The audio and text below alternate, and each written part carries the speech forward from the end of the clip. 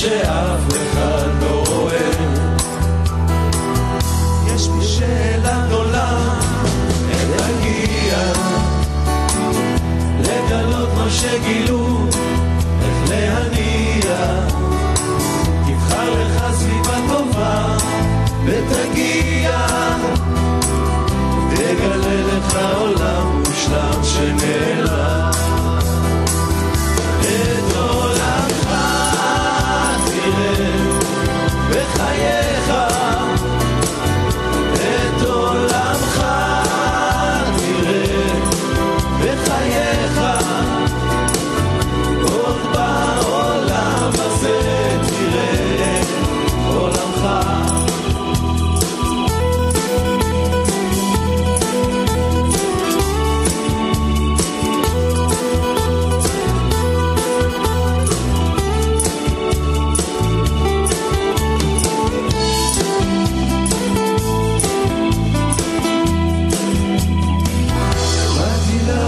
הזה כדי לצמוח, להשתנות ולגלות ולא לברוח, והגילוי שמחכה איתי לסמוח, דרך ולראות תגלה את האור.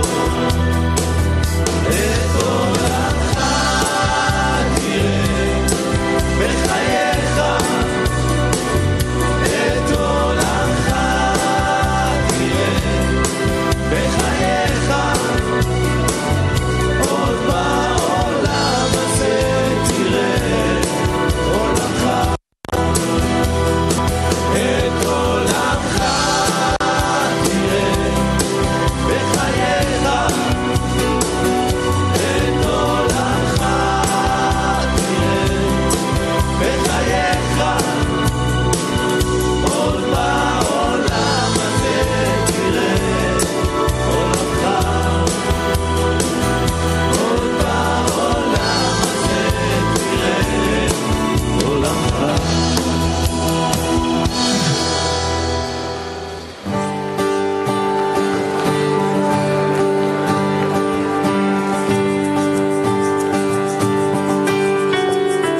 שתיכנס וגם תמצא מה שחבוי בתוכך,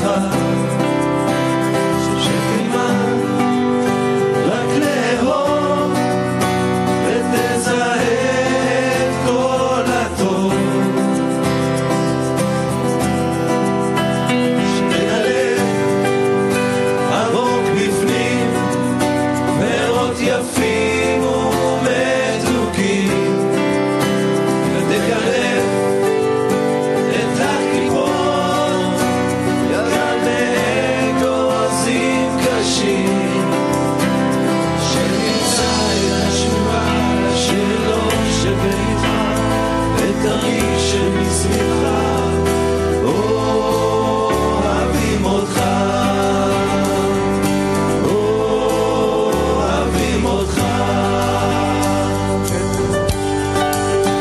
שתצוד בין השברים בים סוער על הגלים, ותעוף לעננים מההרים של שינויים, שתמצא את התשובה לשאלות שבליבך, ותרגיש שמסביבך אוהבים אותך, אוהבים אותך, אוהבים אותך,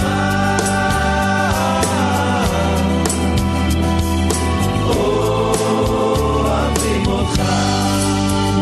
שתמיד תהיה שלם במקום שעוטף אותך, שתשבור את החומות שחונקות את נשמתך, שתמצא את התשובה לשאלות שבליבך, ותרגיש שמסביבך אוהבים אותך,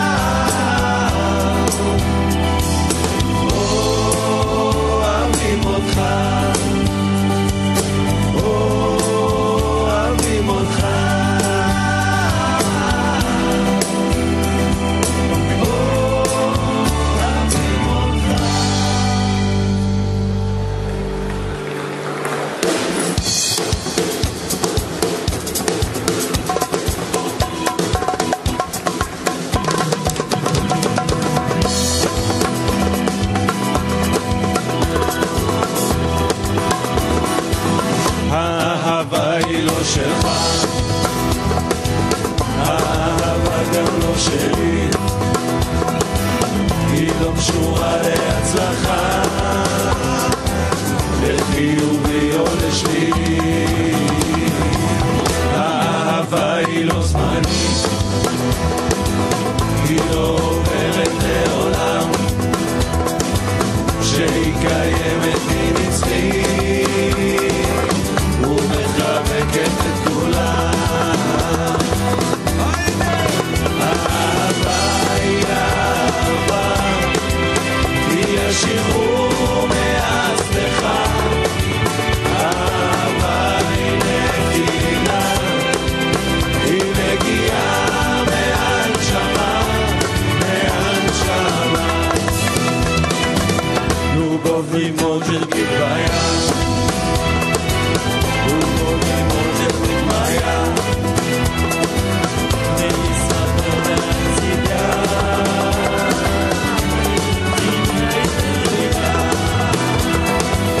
и не подвластна временам, она царит над землей,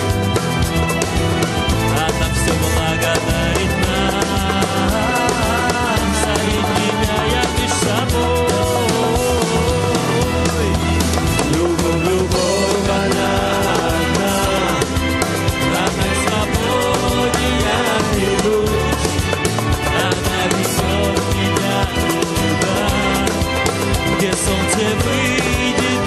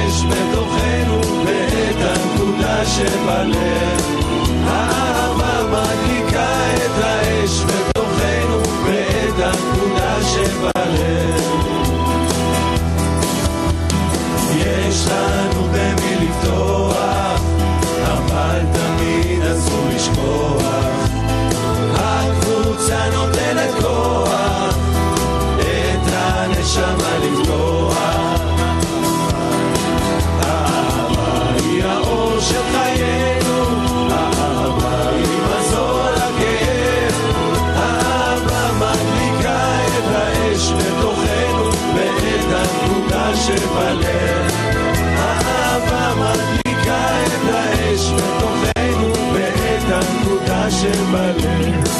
אהבה היא האור של חיינו, אהבה היא מזון הכאב, אהבה מדליקה את האש בתוכנו ואת הנקודה שבלב. אהבה מדליקה את האש בתוכנו ואת הנקודה שבלב.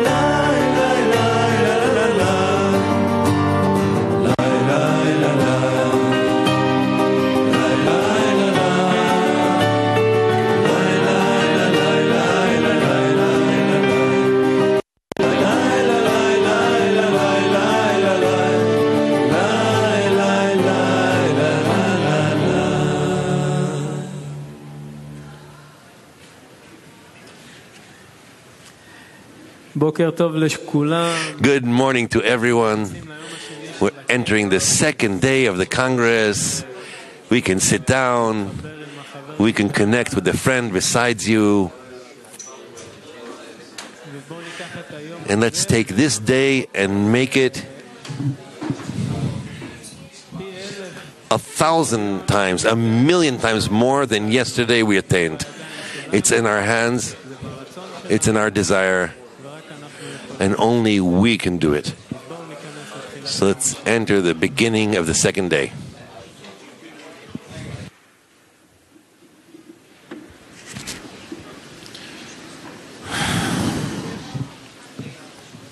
Здравствуй, мировой Кли.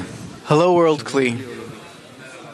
Сегодня я удостоился огромной чести Today I feel very privileged о величайших товарищах моей группы, to tell you about the greatest friends in my group, моей единой виртуальной группы. my one great united virtual group. Мы сейчас находимся в уникальном месте. All of us are in a very unique place right now. These are very special times. All of us are the avant-garde, the pioneers, so that anyone living on this planet will be able to study the wisdom of Kabbalah. And I can also call my friends the pioneers of the pioneers, because Новое пространство. they are conquering new land, Россия еще никем не изведанная. a land unknown to anyone yet, Условия для того, чтобы каждый житель Земли uninhabited land. The Creator, He created all the possible conditions so that every person living on this planet will have the ability to unite. единую сеть He created the web. И наша задача And our goal для чего она предназначена. is to use it for its single, most important designation, to fill it with the unity of our love, Перенести то, что мы ощущаем физически, to pass on what we physically feel в этот новый into this new, unknown world, каждый житель so that anyone имел возможность will have the ability to connect действию на Земле, которое to this tremendous action taking place on earth right this moment.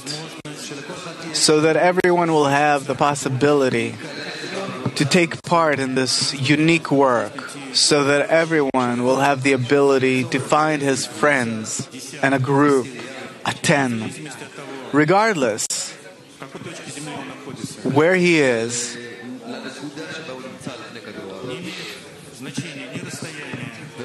It's not a matter of distance or time. The only thing that is important is the greatness of the goal and the tremendous desire that each person living on this planet will feel that we were created so that all of us together will unite into a single soul.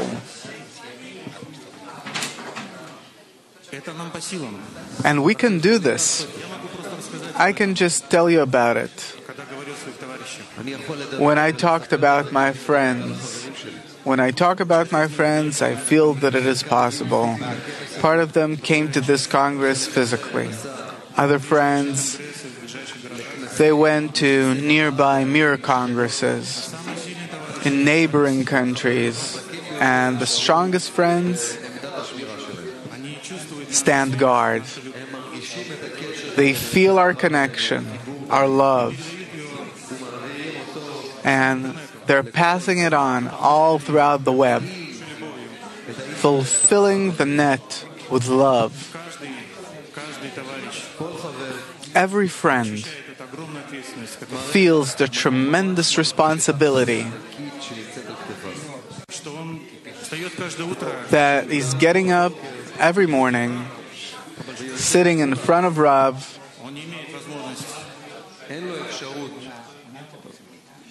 without having the ability, being unable to turn off the screen, because behind him there is the entire world Kli. Behind him there's the Creator. I just want to say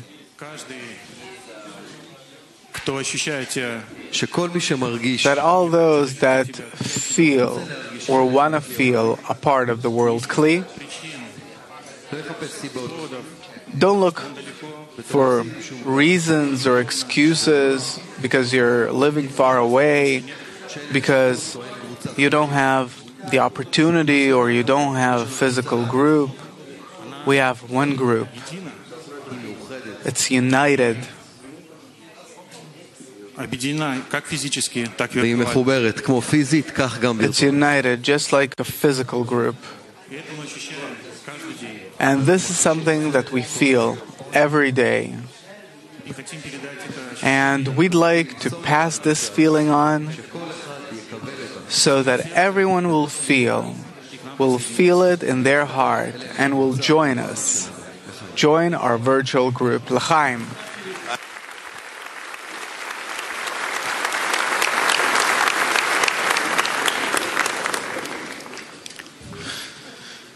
Amigos, friends, I come from a country that is at the end of the world, from Peru. Thank you.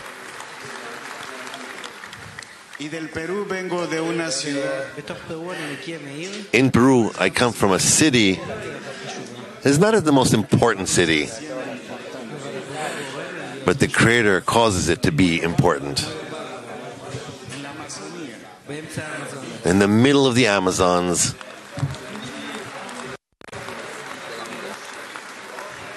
in Peru, we are 30 million residents, and there's only 110. But this 10 put us here today. And I give my heart to them, my friends, Mayobamba. The place where we come from, it's like a movie that doesn't exist in reality. As if Rav is a fiction figure, like those who dream. But it's real. I am proud. The force of the friends.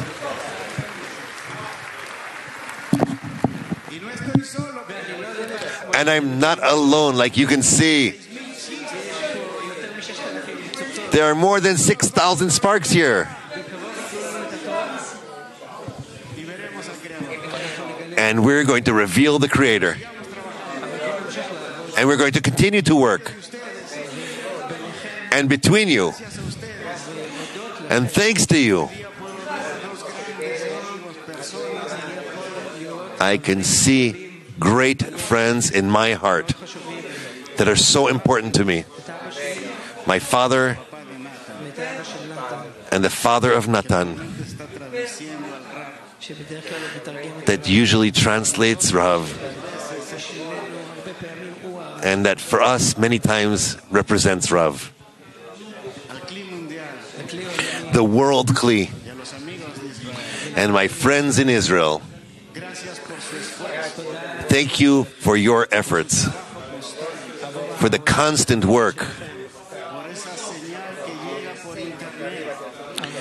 for the broadcast that comes from the internet, even though sometimes our internet is so bad that we're watching a lesson and all of a sudden this picture remains frozen. And we ask ourselves the question, what was the question? And then the question arrives. And the Creator sends us to our hearts.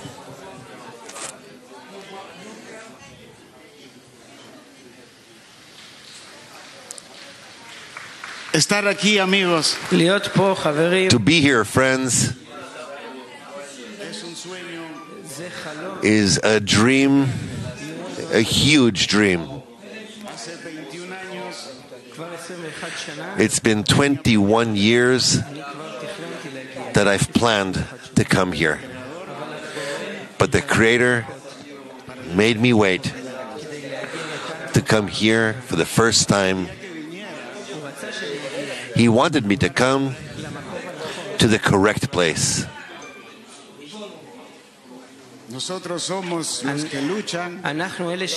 We are those who are battling against a disease that is incurable. And here we hear Rav's advice, and thanks to the friends, to heal our hearts. Friends, thank you.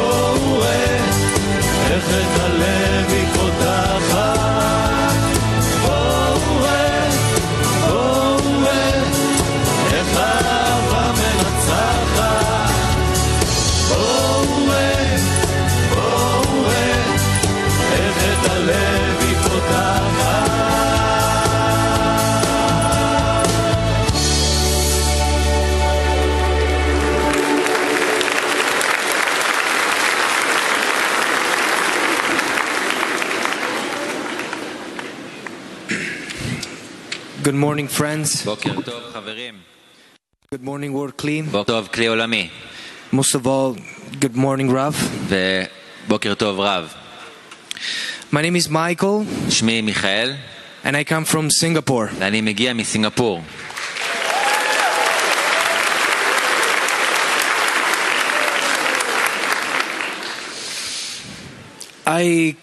I come from a very אני מגיע far world, מעולם מאוד מאוד רחוק, where most of all in Singapore, for instance, שלמשל בסינגפור I have everything I could יש possibly לי imagine, כל מה שהייתי יכול לדמיין, but nothing satisfies me. אבל Nothing שום fulfills me. דבר לא סיפק אותי, שום דבר לא מילא אותי.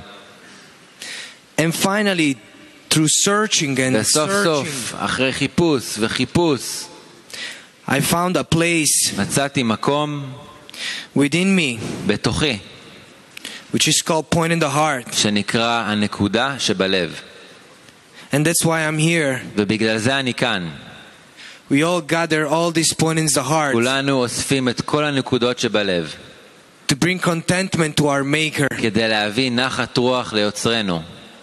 This is our purpose. זוהי התכלית שלנו. And it cannot be achievable without you, friends. זה בלתי ניתן להשגה בלעדיכם, חברים. This is my first Congress. זה הכנס הראשון שלי.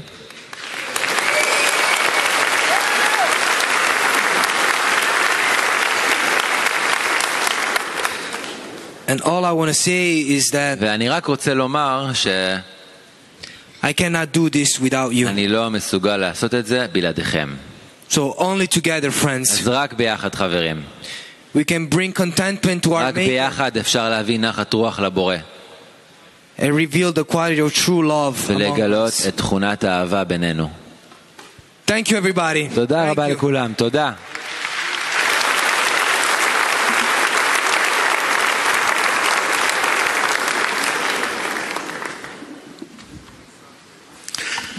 Guten Morgen, Freunde. בוקר טוב חברים. Good morning, friends. Good morning, Rav. Meine virtuelle Gruppe, Good morning, Dach number 10, my virtual group die sich in einem verschneiten Tal in den Alpen gesammelt hat. שהתאספו באלפים that got together in the snowy Alps today. Am Montag standen wir in der Sonne vor der Halle. אנחנו עברנו On Monday, we were standing under the sun. Die Tische aufgestellt. We prepared everything, we organized the tables, Alles war gut. everything was fine. Dann kam ein Freund, ich habe ihn Then a friend came up, I never saw him before, and he tells me, Max, you're going to speak on Yeshivat Chaverim. And from that point on, that's it. Nothing was okay anymore.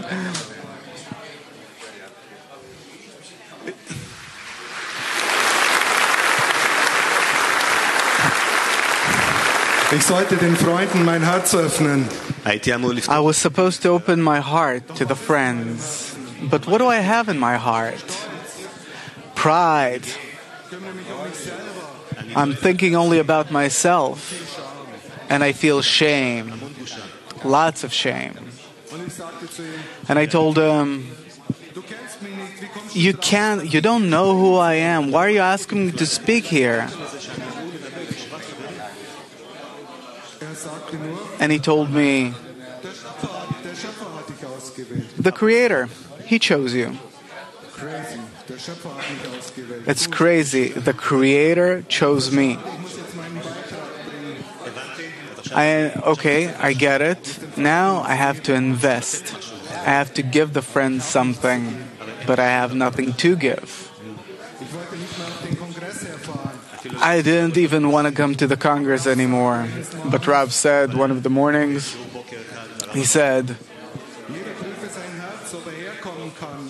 Oder שכל אחד צריך לפתוח everyone has to test his heart, whether he can come here or not.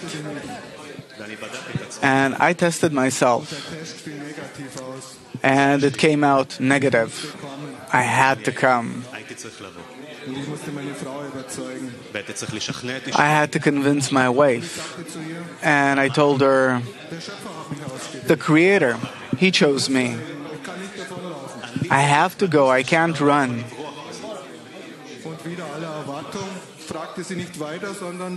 And she didn't ask anything after that. She was in peace with it. At peace with it. But as the time went by, I started feeling that the friends, they're with me. Suddenly I started feeling that they're with me. And I got this really good feeling. And yeah, the preparation here, it opened my eyes.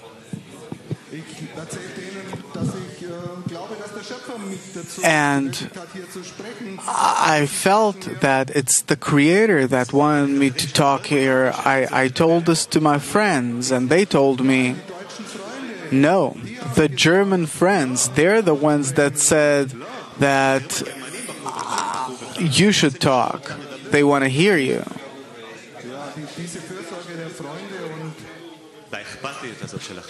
The way the friends, they care for you, I could only cry.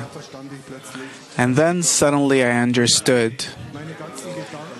All of my thoughts and everything else are so far away from me. And only the friends, they're the ones that can shake my heart and feel it. Chaim.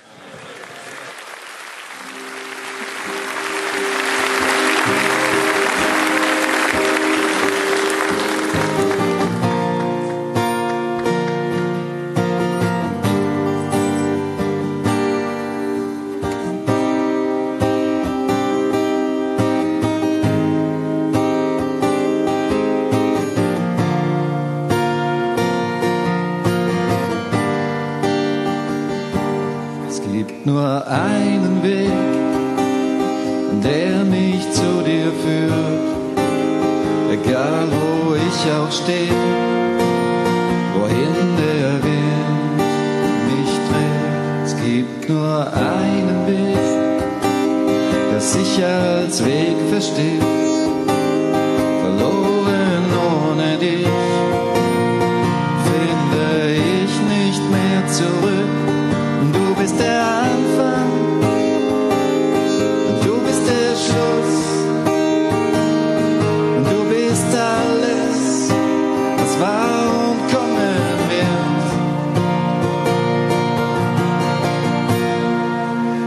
wird. Du bist ein Freund, du bist mein Weg, du bist mein Schutz.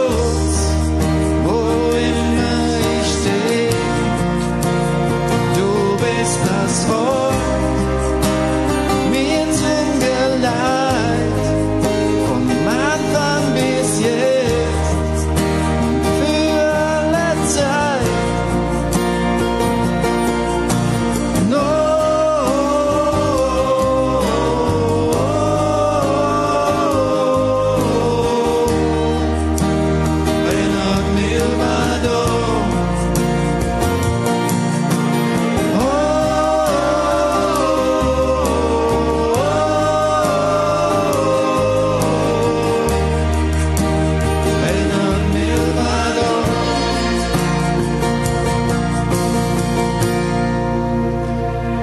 Es gibt nur einen Weg, den ich bestreiten muss, der mein Schicksal ist, doch nicht nur für mich.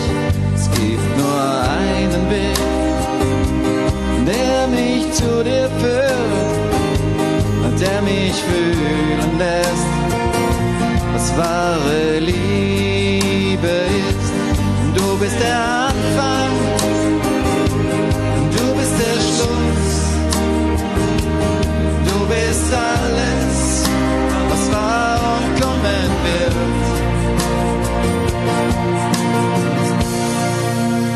Du bist ein Freund, du bist mein Weg, du bist mein Schutz.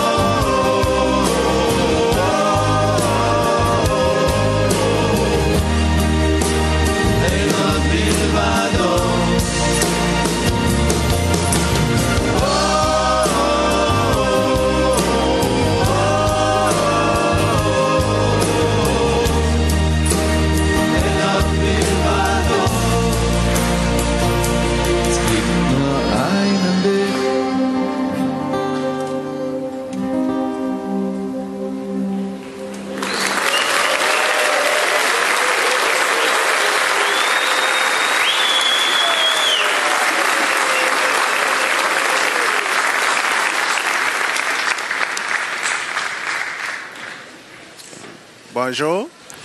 Hello. Bonjour, chers frères. Hello, dear brothers. Bonjour, chers frères. Bonjour, chers sœurs. Shalom, achim ve'achayot. Hello, brothers and sisters. A special hello to Rav. My name is Abraham. I come from Burkina Faso.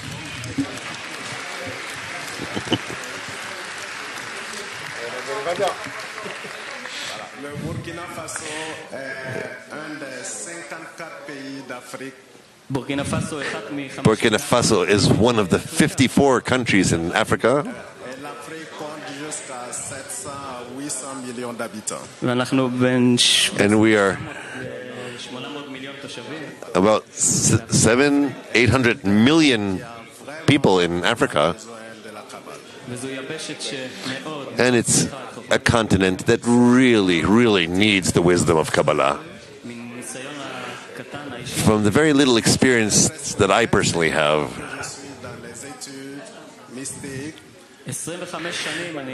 25 years I've been searching and studying all kinds of mysticism and other methods. Depuis 5 mois, j'ai découvert une Kabbalah. But 5 months ago, I discovered what the wisdom of Kabbalah is. And it's really not like the rest of those methods.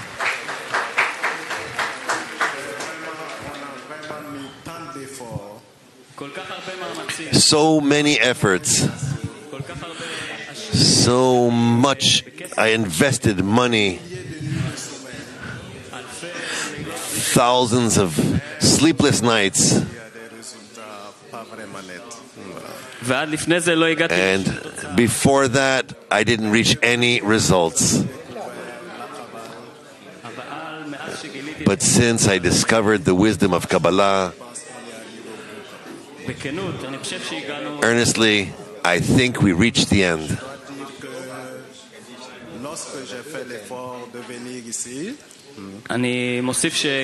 I would add that the efforts I made to come here, I went through 3 countries to come to Israel. With that, concerns accompanied me. But the moment I got here, honestly, my heart calmed down. On the first day, on the second day, I feel amongst my brothers. I feel like what I was searching for over 10 years, I found here between you. And with that, I can't not think of the others. You who study here the method of wisdom Kabbalah like Rav guides us.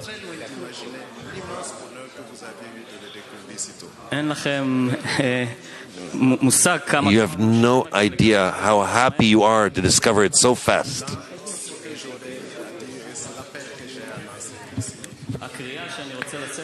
The call I'd like to bring out of here is that we cry out together, a cry from our hearts, the whole Bnei Baruch group, and especially to our founder. One word to Rav. Rav, Africa needs you.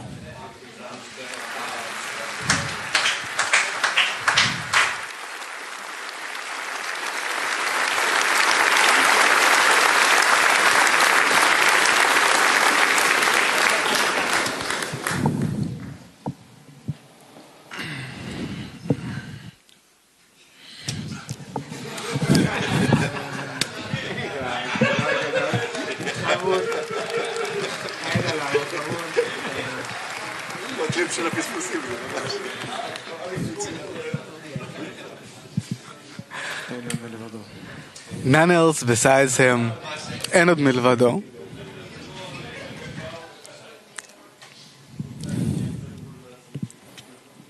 יום חדש. It's a new day. התחלנו יום חדש. We started a new day. בעזרת השם אנחנו חיים. And with God's help, we're alive. And we feel a great gratitude in our hearts that we have all gathered here today. A feeling of gratitude to the Creator for giving us the strength to carry on His work, to invest all of our strength in order to reveal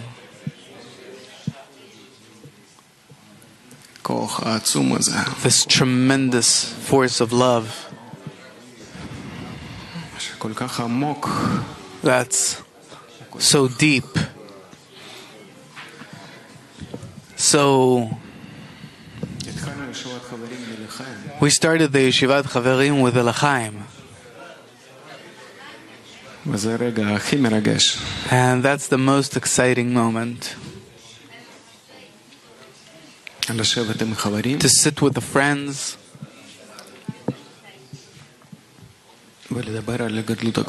and to talk about the greatness of the Creator.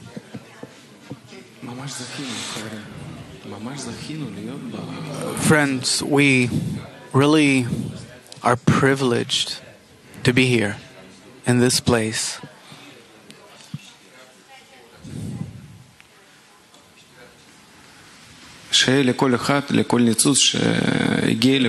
May every spark that came here have the strength to annul himself and participate in all these workshops and all this work 100%. There's no tomorrow, there's only today. This is what we have to remember. Thank you for giving us our beloved Rav. Thank you for giving us the friends. Because thanks to all these means, we're alive.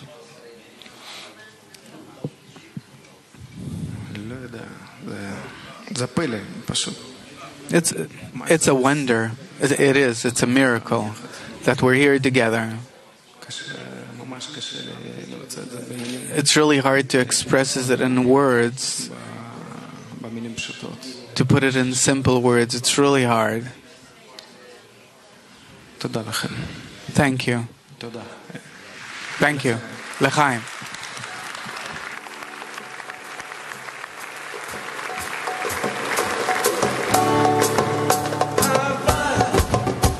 אחים, אהבת, אחים, אהבת, אחים, אהבת.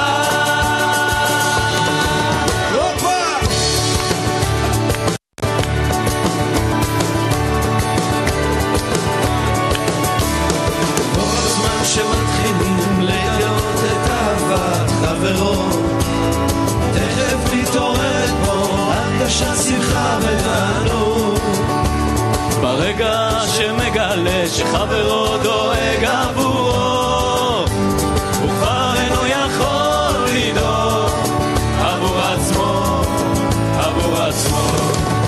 רק כשיש אהבת כלות הנפש, כל אחד הולך בעולם שכולו טוב.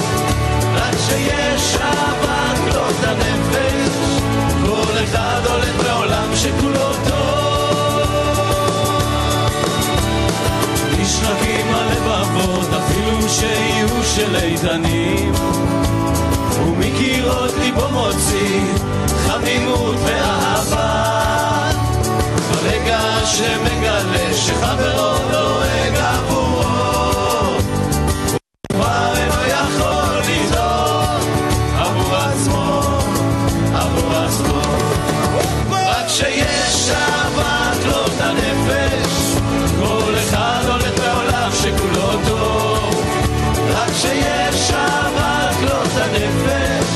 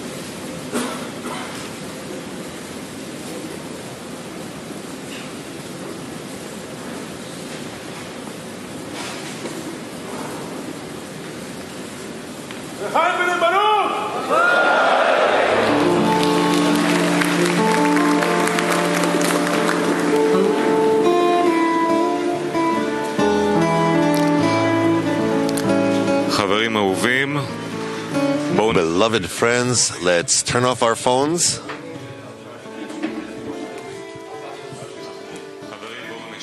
Friends, let's sit down, please.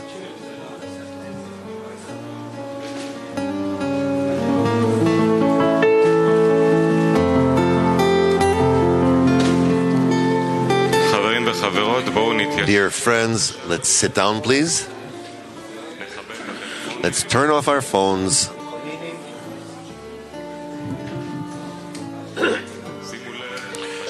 Note that during the lesson we will have a workshop and sit down in full tables for the quality of the workshop. Let's assemble together.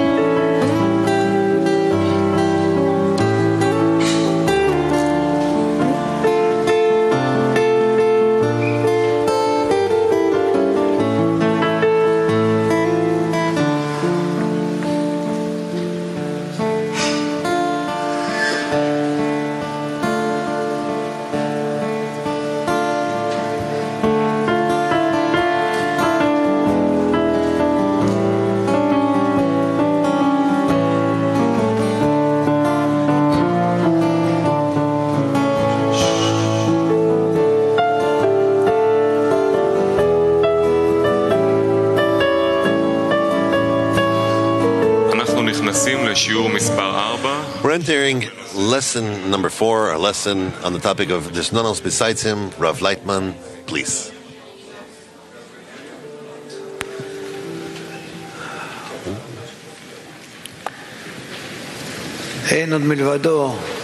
There's none else besides him. When we hear this in the wisdom of Kabbalah, it is very, very awakening for us. Because together with that, there are many questions, inner feelings that are very deep inside of a person. It immediately evokes many questions. We see many forces. There are good things, there are bad things, real things, false things, true, false, lack of justice. The world is opposite than the Creator being good that does good, and if He is good that good at least, then there's someone that's spoiling it at least. And here we need to come to the foundation of the wisdom of Kabbalah, through which this foundation we have an entrance to the Creator, a way to Him. Meaning it's not just that there's none else besides Him, but through the recognition of that, we reveal Him. We get to know Him. Here is the whole point. Why is it so important to us? This topic we always choose as the main topic in all our conventions, our source of study because it's the first foundation that also appears in the book Shamati that I received from Rabash. That's basically including everything. If we try to come closer to the concept of there's no one else besides him, according to how we need to be also in such a way, then we attain the Creator. Because we need to reach equivalence of form. We need to be somewhat like him, to the smallest extent, and then we'll start to feel him. And the more we want to come closer to him and reveal him, it will only be through adhesion. And adhesion is equivalence of form. And equivalence of form is to be like him. There's none else besides him. So what is this concept, none else besides him, that we need to specifically adhere to?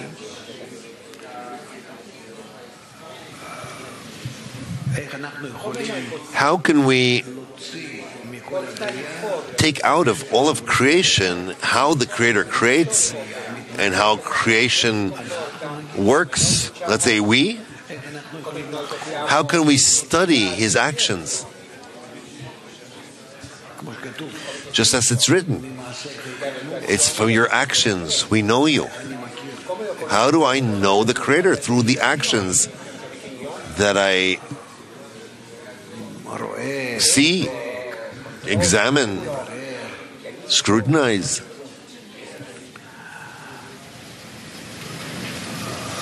The Creator's nature is bestowal and love. His actions are also acts of bestowal and love. What does it mean that I reveal something opposite me? How is it explaining to me that there's none else besides him? There are many questions. I will not continue with them. It's too bad. It's best that we scrutinize this throughout this lesson. Let's start. So, none else besides him. Let's read the first passage, Bala Sulam, Test Part 1, Inner Reflection. The entire reality, Elyonim upper and Tachtonim lower, as one in the final state of the end of correction, was emanated and created by a single thought. That single thought performs all the operations and is the essence of all the operations and the purpose and essence of the labor. It is in itself the entire perfection and the thought-after reward. Meaning everything is just in thought. We don't know what thought is. Also, when we think, what is a thought exactly? What? Some brain action activity, something that you can examine as a neurological thing that's going on in your brain. Some thing that appears in a brain. What is a thought? Of course, it's not what we think, but what's the internality? But what is a thought? Is it an action? Is it a plan? Is it a desire? What is it? In truth, as much as is written about it, there is no answer to it. The thought of the Creator. The thought of the Creator is, meaning, what does He want to happen in the creation? If you could say want, because in Him, desire and thought and result and action and the summary of everything is together. There's no difference like in us, where we act within the concept of time. Therefore, my first question is as such. What is it that everything is but one thought? Meaning that there's no beginning, and there's no end, and there's no middle, there are no actions in between, there's no us who exist in some intermediate state. And what are we doing here? There's none. But simply everything is only in one action, in its beginning, in its end, and one thought. How can we understand what, meaning that we exist in one thought? Start talking about it. Even a few words, each of you. Let's connect to the topic. Go ahead. Single thought. What does it mean that we exist in one thought? We, all of reality, all the worlds, everything, in one thought of the Creator. One thought is that whole state in which we don't yet attain yet, because we're built from endless thoughts, endless desires, and with time, in a place, in one thought on behalf of the upper, there's only the giving of the benefit that the Creator wants to provide. One thought is, it's like a person that has one desire, one essence. There's no beginning or end. The whole chain of actions that comes from beginning to end, well, everything that happens from the moment he sees the end point, anything that will happen will be to realize that essence. Thought is above clothing in the kilim. And one thought is actually the essence of creation. It's actually the goal for which all the thought occurred, was made, what we need to reach. The fact that there is a thought that is essential also gives us the opportunity, the qualification and comfort to find this essence, to find this thought and work according to its rules. Exactly. There's no left or right deviation here. There's one direction of the thought, the initial thought. It leads us, it guides us, and everything goes by this one thought. I don't know, I can't grip it yet. The only thing that jumps to me is that actually, if everything is in one thought, then the whole separation that we feel is kind of imaginary here. So, Rav, what does it mean that there's nothing but the thought of creation? We talked before, how could it be that everything is one thought? And how could it be now that there is nothing but the one thought? Please. A few words, even though we don't understand this, but a few words in order to connect to the topic. This simply evokes the place. It evokes the light. It's worthwhile. It's good that we remember that it awakens the light. It's written, the end of an action is in the initial thought. So there's probably this force in reality that thought about it.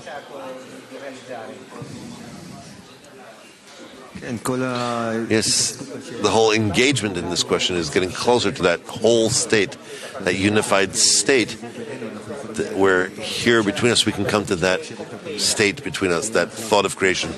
Because if we're a thought, we're a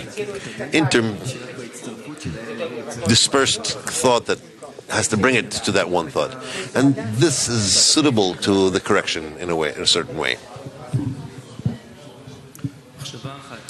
One thought, that everything is actually aimed at one end point. And just like the head has a thought, from that moment every action the body does is to breach that realization of that thought. That every form that takes on something else but that thought is an incomplete form, and the fact that we even know that there's such a thing, that there's only the thought of creation, doesn't leave us to experience that place where there's only that, to grip it. We're looking for that kli that can grasp that thing. And why is there only this? Because that's actually the goal for which we all exist. That's our goal that we need to reach. Therefore, it's just one thought. There's nothing else. It's the only thing that we need to reach. It kind of helps to focus a little the whole work, because we're actually filled with forms and thoughts and all kinds. And they say, no, there's just one thought. It obligates you to search and to find really the recognition of evil, because this kind of, if they tell you it's positive or wise, it's clarified as nonsense. Yes, from Bchina Aleph to the end of correction, there's one direction, there's one path which humanity needs to clothe. And the fact that it seems to me or doesn't seem to me, it's because it's part of our advancement in getting closer to that one thought.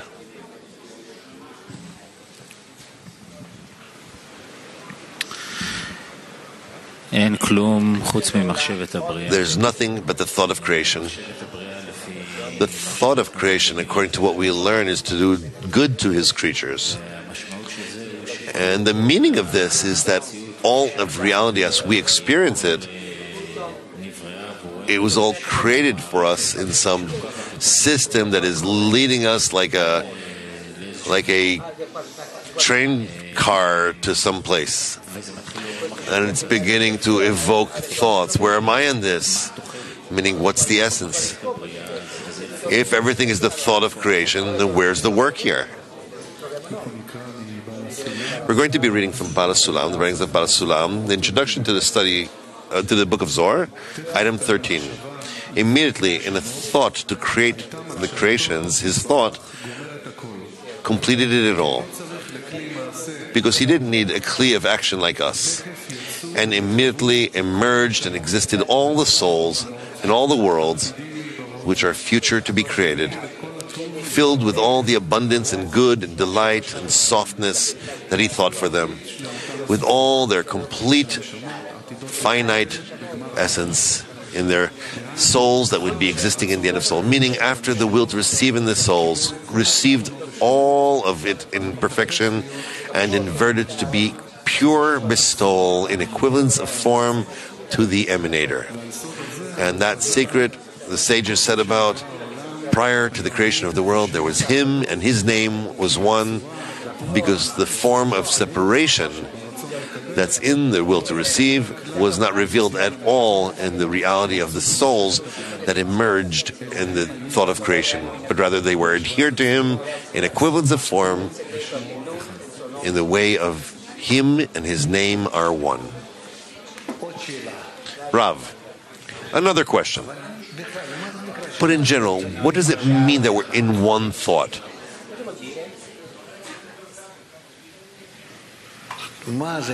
What is it considered that we are all in one thought? Please. We're part. You came to study a little wisdom of Kabbalah, right? Well, so that's exactly what the wisdom of Kabbalah is. How to be in one thought. How? Please. What does it mean that we are in one thought?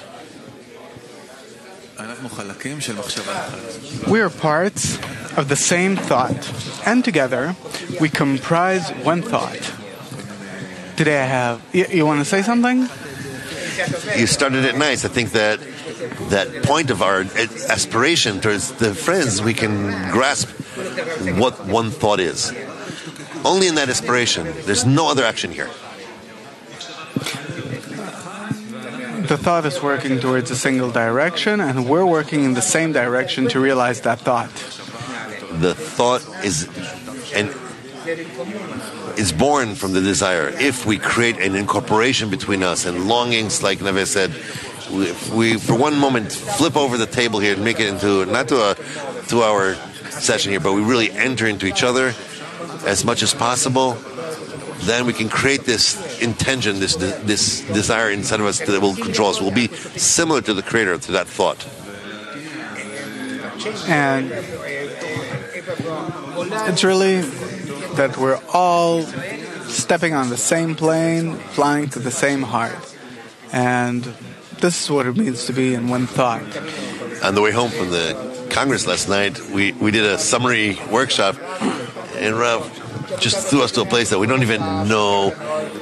And from this whole mess, it turned out that all that we need is to come to that place of the heart where you can connect to the friends, we can bring gifts to the friends. So our gift today is that it's bringing light all these questions. The beauty about one thought is that it consists of so many individual parts that are integrated and that are so different, but the fact that they unite into one thought, it gives it its strength. For all in one thought, no one. Well, this thought that was born is really it's born from the inner effort of a 10 that is asking the revelation of the Creator. Reading excerpt number 3, Ramchal. The essence of Kabbalah is only to know the guidance of the upper will. Why He created these created beings, what does He want from them, and what will be the end of all the cycles of the world. That's the wisdom of Kabbalah, meaning, and Ramchal says, to know the guidance of the upper will, why He created these creatures, what He wants from them, what will be the end. Meaning to know the beginning and the process of creation and the end of it. That's the wisdom of Kabbalah. It's a very practical thing that we live in. We're in it, so it's worthwhile for us to know. Therefore, why was the wisdom of Kabbalah not revealed earlier? Because it is revealed only to the extent in which people are ready for this, that they're willing to work with this internality, with this issue, and for their benefit.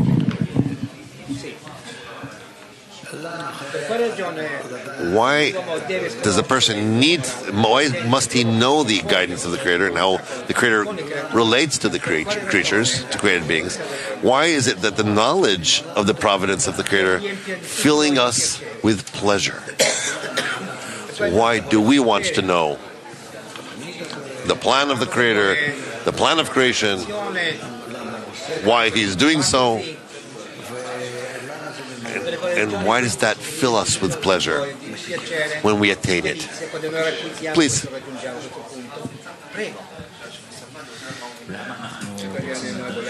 Why do we want to know? Very simple. Everyone wants to know how the world works, how to adjust myself to the system controlling the world. It equals 100% joy, happiness, zero suffering. And it's sheer pleasure because it's the opposite to egoism. We have to acquire a quality that we have no understanding of what it is, but by this mutual effort that we make to invert our desire, to dress a new quality upon it, this creates a kind of harmony with the system. And again, it introduces you into this wonderful place, and you're flying all the way through on cruise control. I have a little bit of a different angle. It's like you're getting control over everything. I get control of life and reality, and like right now I have no control. I don't know what's going to be in a minute, what thought's going to come to me, what desire I'll have. I know that there's some force that's operating and controls it, and it's probably His root, that brings us to this state. And this is why it's pleasure. Rav, this is what he says, I'm getting control, that I know the guidance of the Creator. Well, and what does it help you? Because the moment you get control, you can't do it any other way. It binds you, right? So what does it give you? What freedom do you get? Continue. Please. First of all, the pleasure itself is dealing with the roots. We talked about the purpose of the thought of creation. So dealing with the spark, with attaining these roots. This is the infinite pleasure that we're talking about. We attain it every time on a different level. The control that we attain, it's eventually that I'm controlled from above. I want to be independent, but only after I acquire these two forces. After I acquire the quality of the Creator. And this is how we become a new human being. It's a hard question. First of all, I have no freedom right now, for sure. It's like a child has a desire if he wants, and the parents have a different will. And actually, from having the desire of the parents and his desire that they don't connect, so of course the child suffers, and maybe even the parents suffer because it hurts them.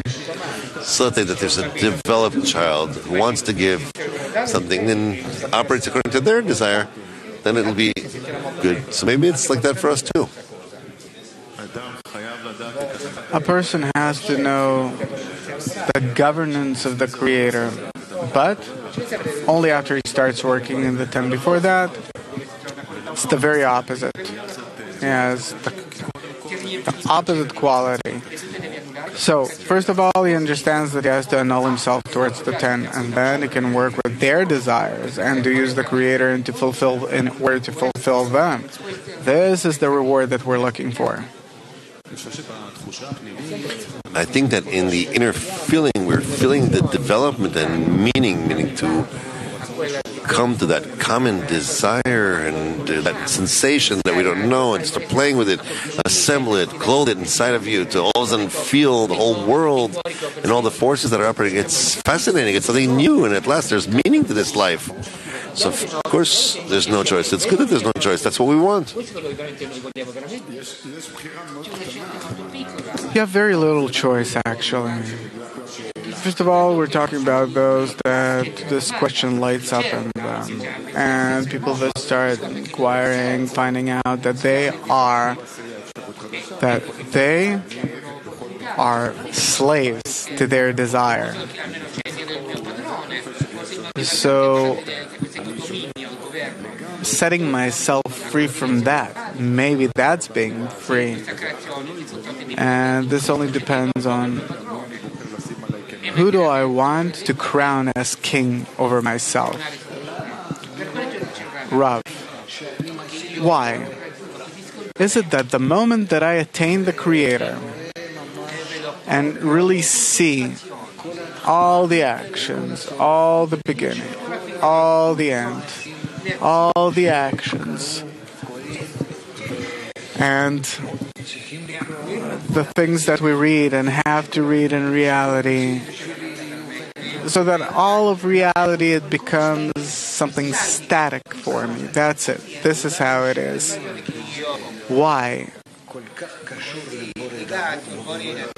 That I'm adhered to the Creator so much in this respect, meaning that I can't do anything outside of that. Why? By becoming the servant of the Creator, I also become free by that. Completely free. Like the Creator. This is how He wants to see the created being. Please. The ego has this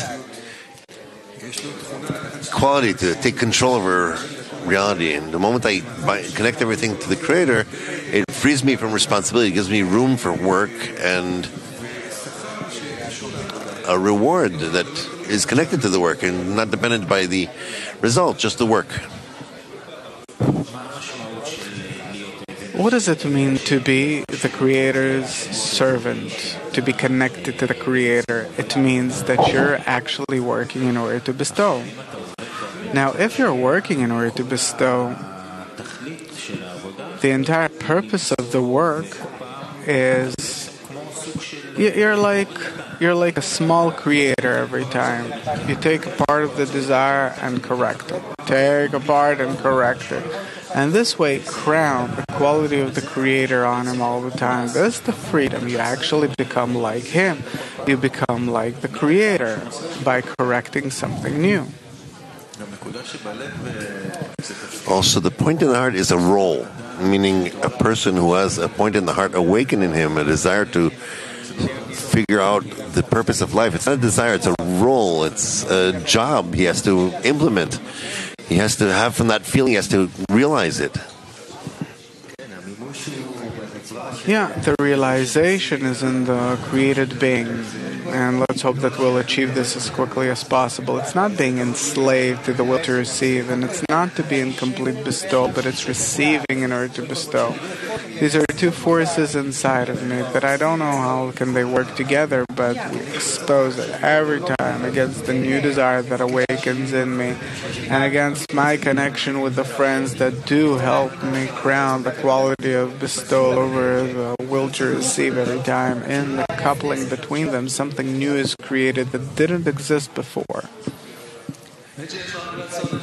The truth is that there's only one desire, one thought that operates in all of reality. And me, who doesn't see it, thinks as if I have freedom. But every action, everything is under one.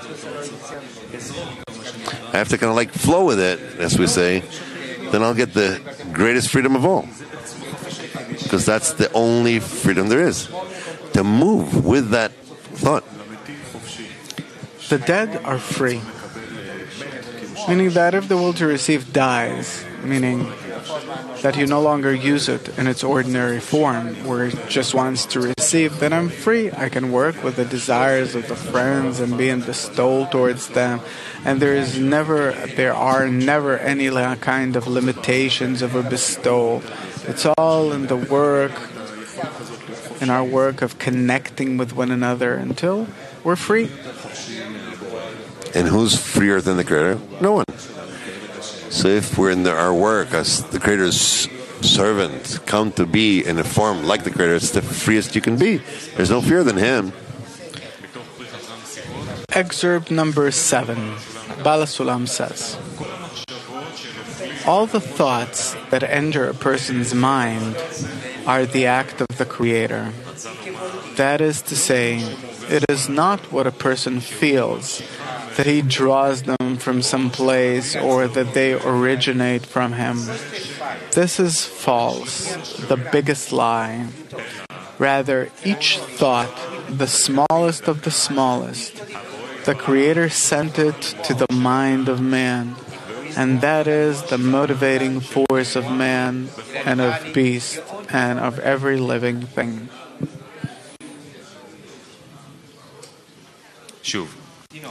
Again, excerpt number 7.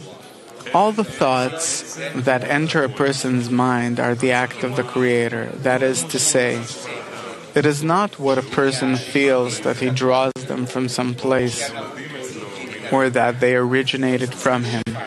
This is false, the biggest lie. Rather, each thought, the smallest of the smallest, the Creator sent it to the mind of man, and that is the motivating force of man and of beast and of every living thing.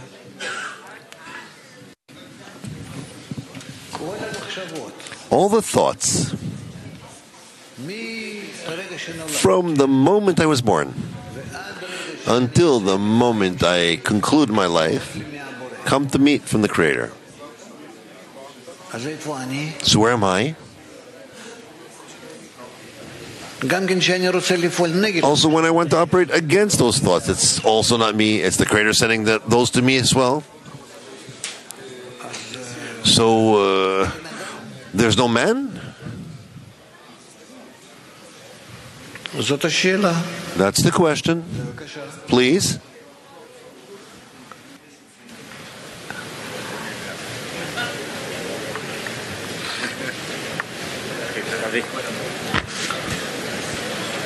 התשובה היא אין. במצב כמו שהוא מתואר אין. That, no, doesn't exist.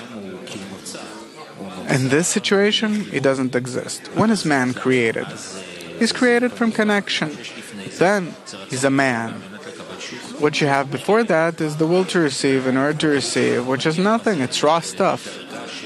And the connecting to a level where he as if creates himself, that's the upshoot of the connection that we make. Maybe that switch, that inversion, is the place where the Creator, where man is born, basically. Because the thought of a Creator is for there to be a forces from this oppositeness to be able to invert themselves and do a certain sacrifice to make that choice in the 10 and the friends, and otherwise creation is already in the third phase would end. But this force of resistance against our default, that's probably where the freedom is, that's where the inversion happens, and that's where we become a man, which happens from all the efforts of everyone to come out of that state, even though the Creator put that in us. But He nevertheless left a small place, the Kripa of Noga, or whatever we call it, that where we can make a little decision, the one and only decision, join the 10 or immerse in myself. And that's probably the forces that we have. It raises many questions. With Bala Sulam, the way Bala Sulam canceled us instantaneously. If so, we can demand the Creator to be responsible for our thoughts. I want different thoughts. We want to think about the friends, and maybe we could give the Creator an exercise. If it's so, let's try and focus on a single thought where we're all asking for the friends to be in adhesion, and let's see what turns out. It turns out that we just become the people who could testify what the Creator is doing. There's some movie that's coming to us. It's being projected for us, and we're connecting here to the efforts of something that's called similar to Him, equal to Him, so that we will understand a bit more what the gift that is being wanted to be bestowed upon us. The fact that we're separated from this more force right now, it doesn't allow us to see that there's just one thought, just one desire that's working. Actually, my ability to eventually be a man, to be like the Creator, to be an Adam, it's also not true, because if I'll start working under that desire, then I'll work under that desire all the time. But once I adapt this new point of view of working through bestowal, I'll be able to see how it works through me and how it works in the entire world. Yeah, it sounds like a person and sounds like an individual, but in actuality, man is, Adam is being similar to the Creator. Rav, I'm kind of, I don't know, I got as if this kind of, I was surprised. I was surprised by as if you disagreeing, being unable to accept this law that everything that we, as human beings in this world, receive in our mind, in our thoughts, and also in our desire, by the way. But here he was talking especially about the thought. It all comes directly from the Creator, that there's none else besides Him, and He is the one that gives us all of our thoughts, from the best to the worst. And therefore we, in this state, it's called that we're in slavery, in exile, that we're not human beings, that all are deemed beasts, that this way there's nothing free about us. We're slaves to our will to receive that the Creator controls. I've created the evil inclination. So it says, this is what He says. So what do we have? Until we come out of the evil inclination, we have no thought and no free desire. Only then do we elevate ourselves to Egypt, or it doesn't matter how you call it, to a state where all of us are truly like beasts, like marionettes, doesn't matter how you call it. We're controlled only by pleasure and suffering, rising to a new level. There, we're the ones that determine our thoughts and desires. Right? First of all, talk about this. The second thing is, why are we the ones that determine our thoughts and desires on this second level? If we identify the Creator, if we identify with the Creator, then we're simply taking on a new method. How are we free? By, instead of actions of reception, crossing to actions of bestowal. What, then the Creator isn't the one sending us our thoughts and desires? We as if ourselves pull them and project them, program ourselves, and this is why it's called free.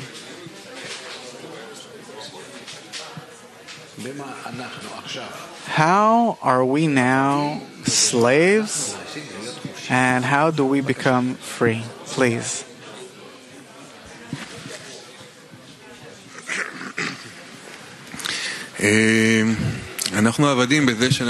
We're servants by searching, chasing the pleasure, no matter what it is.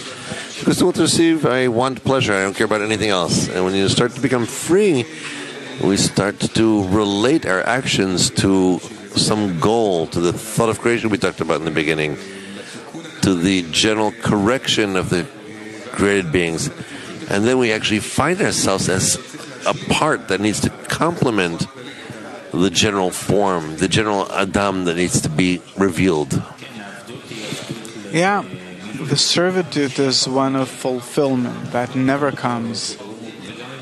And even if it does come, it ends really quickly. It's kind of a pointless, bitter servitude. And inverting our attitude from fulfillment to the giver of the fulfillment, and when we start putting the emphasis on the giver of the fulfillment, then we see all of our discernments in our attitude towards him as something that's endless, because he's endless, and therefore all of our work is to come and every time determine a new attitude that's closer to the giver.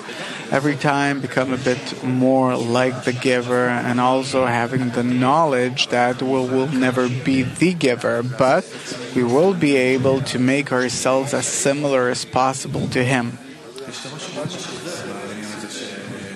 There's something very freeing in this whole there's none else besides him. It's something that feels free. It could be that our freedom is trying to tie together all those thoughts and that he's sending to me and why he's sending them to me. And from the study of the wisdom, it also leads us to connection and leads us to a connection between us. It could be that our freedom is in trying to bind these things to him and do so towards the connection between us. It could be also from your actions. We know you from that place. I had this imagery when the friends talked. It's like there's this thought working in the brain. How limited he is. How he really can't do anything. How frustrating it is that he wants to activate the body, operate it, but there's some kind of disconnection. It's like a paralyzed person. It's called a locked-in situation, where a person, he's conscious, but he can't realize his consciousness. This is exactly our situation. So we're pioneers in terms of wanting to realize the thought of creation and carry it out into action. It's like feeling all the time that my mind can't grasp the question. But if everything, well, first of all, the Creator, he controls me. And he controls me in a way that he gives me both ends in order to learn about the thought of creation, to understand the rules that work in it, the purpose, to reveal it. By being a part of this system, by experiencing it, I discover the purpose. I discover that there's a thought, that I'm working in it, that it works according to certain laws, and if I'll work correspondingly, then I will reach an endless pleasure that's awaiting everyone. We're slaves by waiting for the Creator to awaken the deficiencies in us, the states of darkness, and not by heading towards greater connection. The difference is, it's like there's a program that we're in today, and there's no freedom there. And with God's help, we'll get an upgrading. And in this new program, which comes after the exodus of Egypt, we start understanding part of the questions.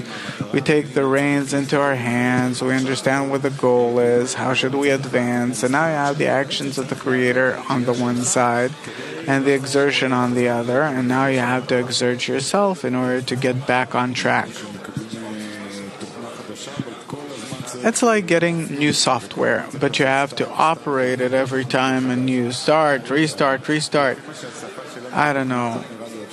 It seems to me that the ability, the possibility that we have to, what we can do, is tzimtzum masach and or choseo. We're working together. I can't do it on my own. I have to come out of myself in order to do this. So there is a certain series of actions that come from concession with the upper force. But if we behave as usual, then there is no consent because the thought comes automatically.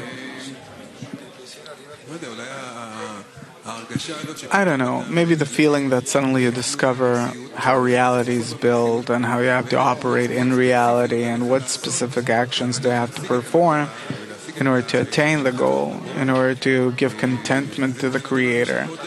This gives a very good and free feeling that you're not controlled by your inner interests, by the desire to exploit others, but that you do something useful. I just want for us to recall a moment and contemplate on what are we doing and who are we doing it with and give thanks. Yeah, and also maybe this has to do with our freedom, that we ascribe freedom or meaning to different other things than the one operating us, that behind every friend there's the Creator, and it's none else besides Him that's playing with us right now, and it's a very interesting game. And maybe by dealing with it all the time and trying to depict it and feel it, maybe this is the expression of our freedom. What follows is that the actions of the created being are actions of gratitude that provide connection with the upper thought. So let's be thankful. I see two pictures. The one is that the biggest freedom you have is when you're dancing with your partner and he's leading and it's a single motion, and then you really feel free. And the other thing is that you're swimming in the ocean and you allow the waves to do whatever they want with you. It's also a tremendous feeling of freedom. So what? I annulled myself. We are slaves in terms of not being able to raise a mutual prayer. We can do anything but that. Bala Sulam, Pri Chacham, the secret of his names. Guys, this is very non-simple material. It's much deeper than you think. Much deeper than you think. Try and activate your thoughts and pay attention to the friends. Suddenly you'll see that behind every friend there's the Creator that's trying to tell you something.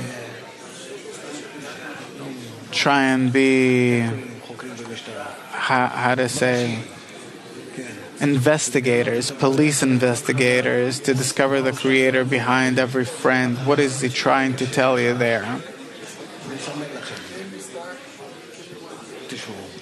Listen.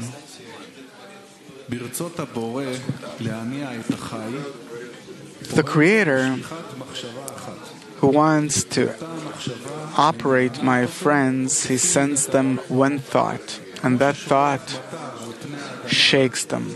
It's just like when He sends rain on the ground and the ground can't feel the one sending the rain.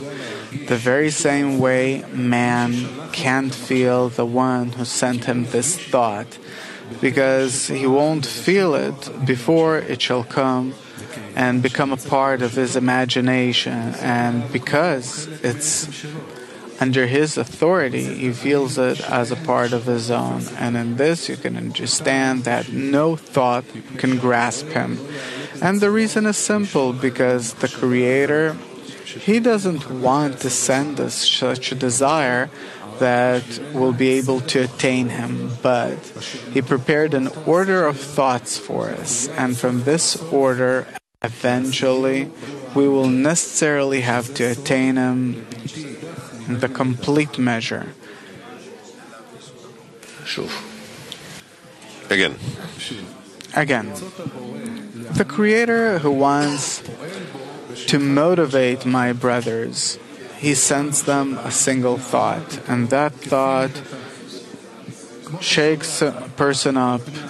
It's just like rain coming down on the ground, and the ground can't feel the one sending the rain. The very same way man is never capable of feeling the one who sent him this before it enters the authority of his imagination. And because it is under one's authority, it seems to him as part of himself. Thus, we understand that one does not have a grasp on the thought. And the reason is simple, because the Creator does not wish to send us such a thought that will be ready for one's attainment. Rather, He arranged for us a sequence of thoughts, and from this sequence one must at last fully attain it. And this is the meaning of lest none should depart from Him. So when can we grasp something that comes to us from the Creator compared to something that doesn't come from the Creator? Or at all not think, does it come or not come? Because it's for sure coming from Him.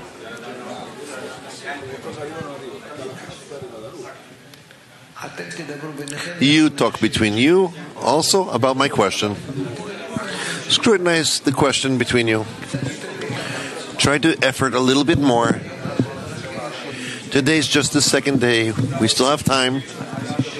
We're going to sit until we reach, until we don't get. Please. I think that Rav's guiding us and having to understand that all the thoughts that we have, all of them come from Him. There's a purpose for it. Even in what we'll read, it says that the order of thoughts, the way they reach us, they guide a person in order to attain that desired thought. So all the thoughts come from there.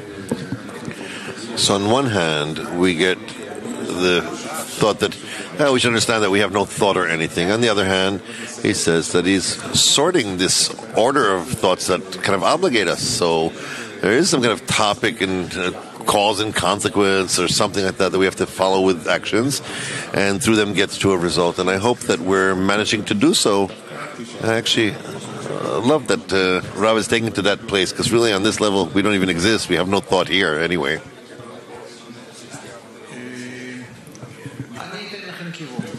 I'll give you a direction. Maybe there's a difference between receiving directly from the Creator or receiving through the friends. Go ahead. He just took the words out of my mouth. To grasp the Creator and the big reality is almost impossible as far as we are concerned, because it's subjective observation. But when we work in the 10, it actually becomes able to us, because it's like we're working towards the friends. We're working and operating on the desires of a friend, and we're not operating on ourselves. We're operating outwardly.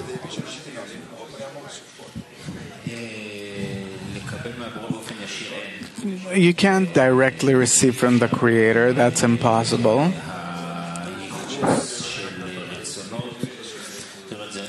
Ascribing that is what you said is incorrect. I mean that really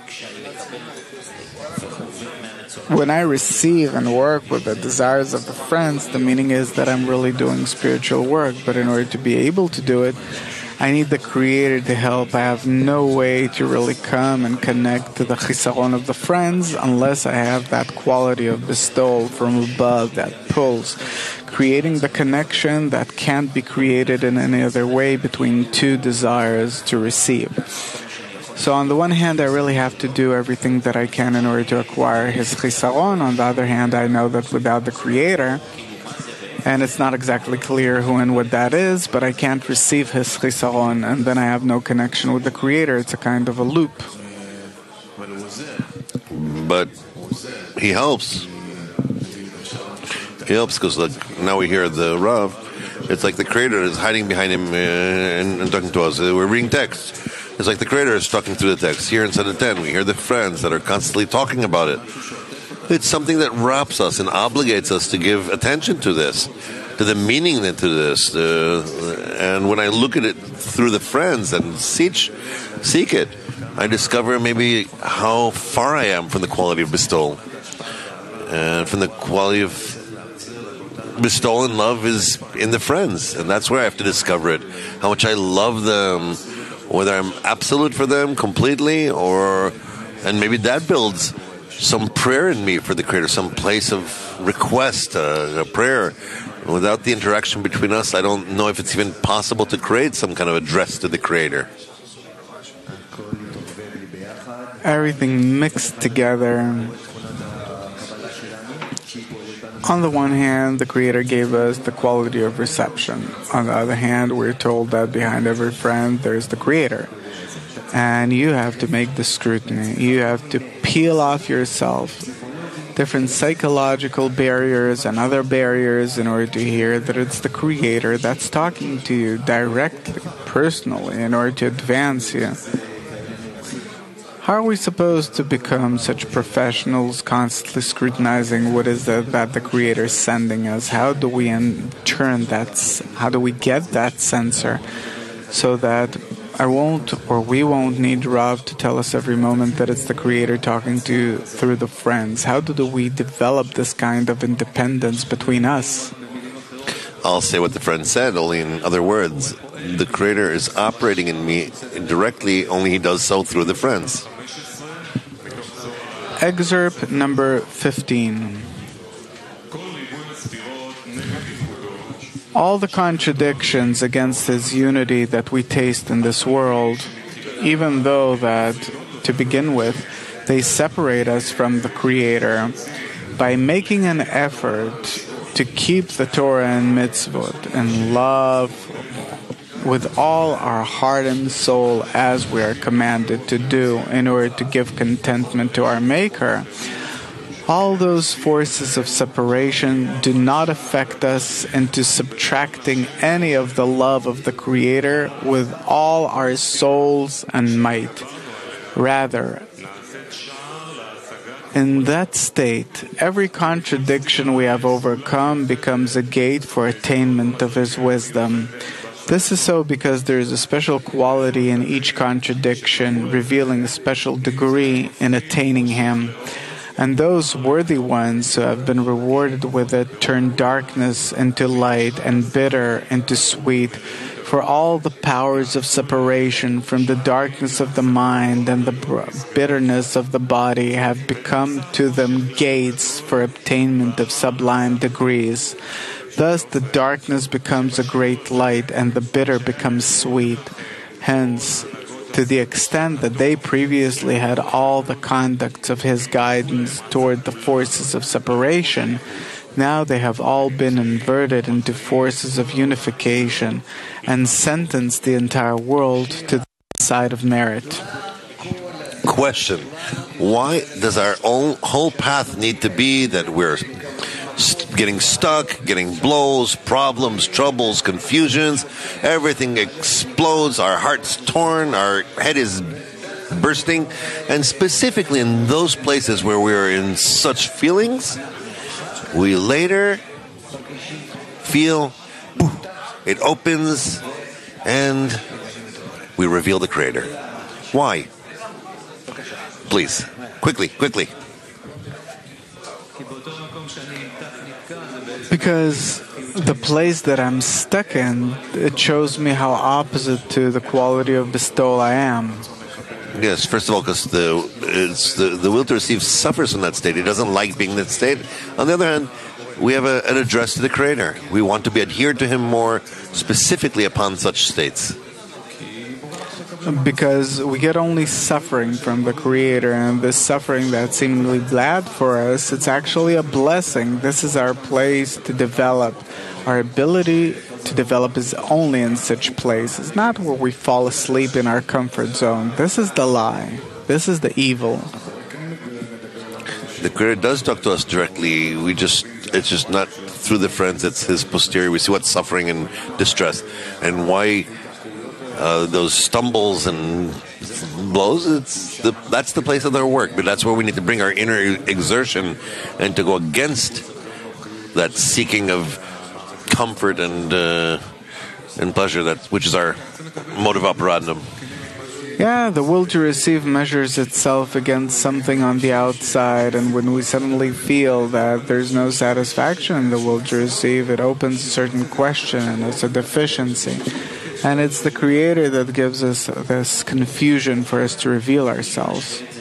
If we were to compare it to a medical procedure, the most invasive thing you could do, you could totally invert a person. You go, instead of going like this way, you're going to make everything inside and mix it up so it'll work in a different direction. Who would agree to such a thing if he's not, we can't live anymore without it? That's exactly the necessity we have to come to. Without that, there's no chance.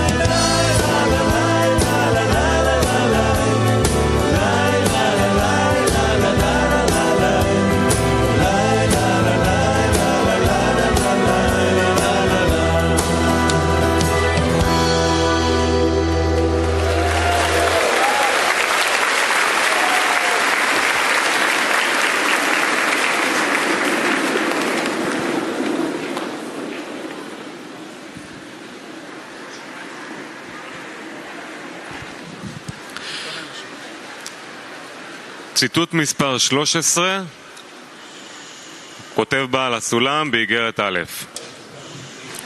הכל מאמינים. Excerpt number 13, Bala Sulam, letter 1.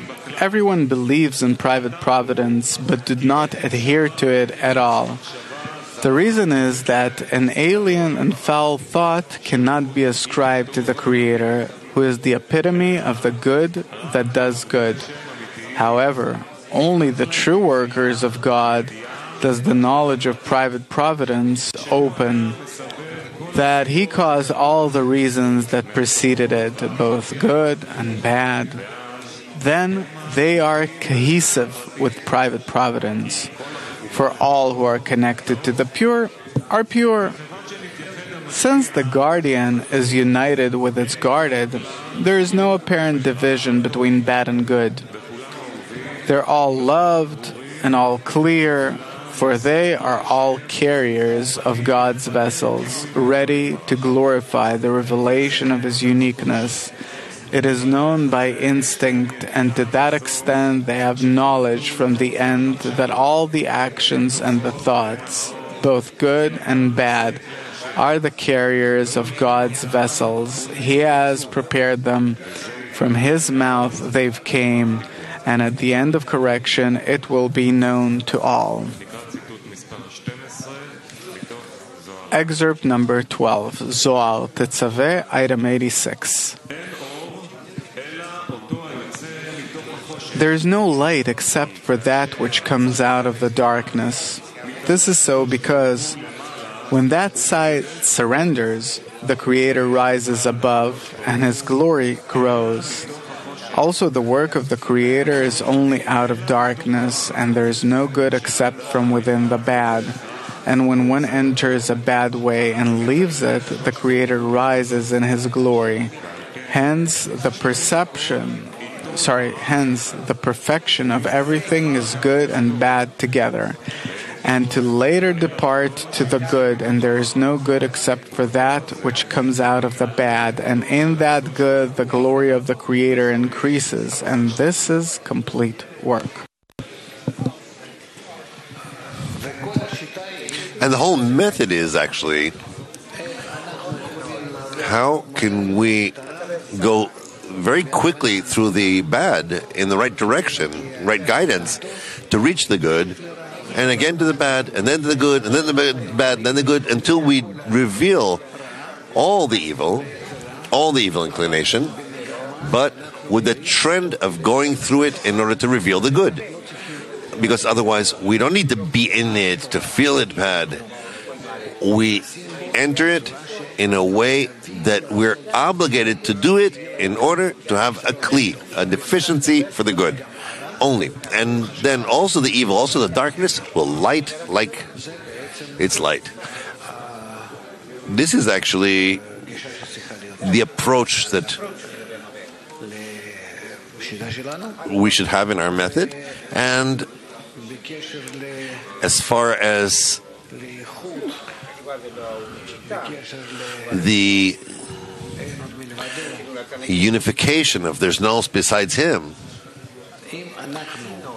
if we put our heart on the solution, which is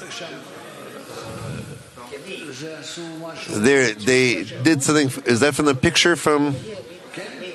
What did they do there? I meant to. Well, I want to correct it. What I meant, like this.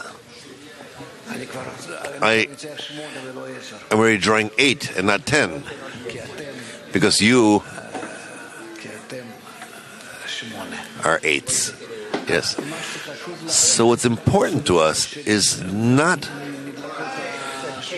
that these 8 are ignited, but that it's this place between them. This place between them is called the kli for the revelation of the Creator. This is called the kli of the revelation of the Creator, and not the individual qualities. This is where the Creator is revealed. This is His revelation. This is the light, the soul.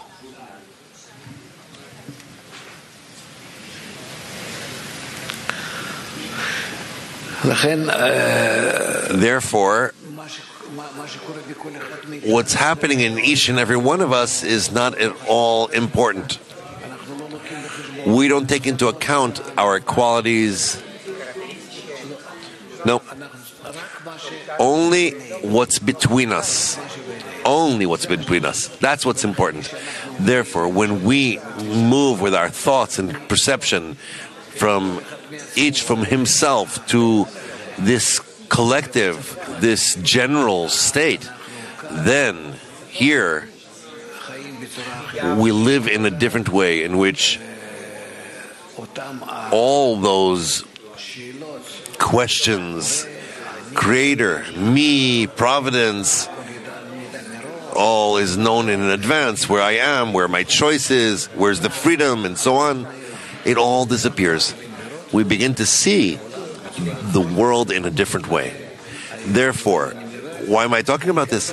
Because the main thing for us is here to reveal our common kli. And then here we attain that there's none else besides him, and with that we attain that we are completely free. Completely free. Just as it's written, my sons have triumphed over me, that you made me. You, how should we say this?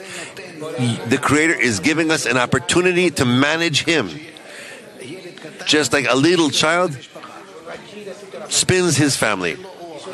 His desire is what is important, because then the Creator can reveal his love to us, and we know how to use that love correctly. And then we become completely free. Otherwise, there won't be equivalence of form. There won't be adhesion. So the main thing for us to build this is to build this kli between us, where he begins to be revealed. We will think all the time about this kli. And now I want to invite.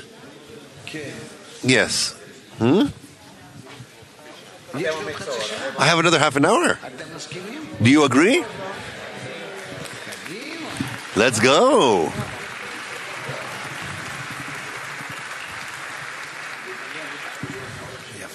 Nice. We have to tell them thank you very much.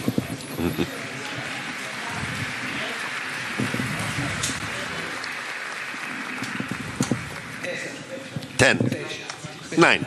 Okay. Excerpt number 9. Bala Sulam, Shamati. Number 4. What is the reason of the heaviness one feels when annulling before the Creator in the work? It therefore follows that the essence of one's work is only to come to the sensation of the existence of the Creator, meaning to feel the existence of the Creator, that the whole earth is full of His glory.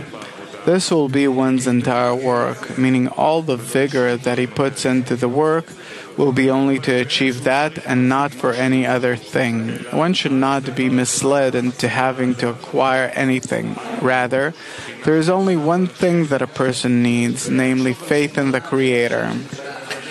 We know that faith in the Creator is considered feeling the Creator. Faith is a feeling, because feeling is bestowal. According to the quality of bestowal, we feel the Creator. He should not think of anything, meaning that the only reward that he wants for his work should be to be rewarded with the faith in the Creator. So the main thing in our spiritual work, but in general, why we exist at the moment in the reality that appears to us as this world, is in order to attain the force of faith, called the force of feeling, of equivalence of form, according to the quality of bestowal that we acquire, and by that we feel the Creator according to the equivalence of our qualities. And the feeling of the Creator is called faith, because faith is the force of Bina. So according to the quality of, or force of bestowal of Bina that we reveal accordingly the Creator. Here comes the question: how and what will we do in order to long only to faith, to revelation of the Creator, to bestowal? Why do they use the word faith?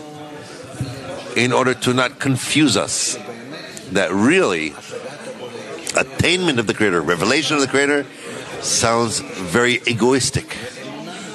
And faith is already something that is understood to us that we receive only from rejection. So the question is as such: how not to aspire for anything else but faith?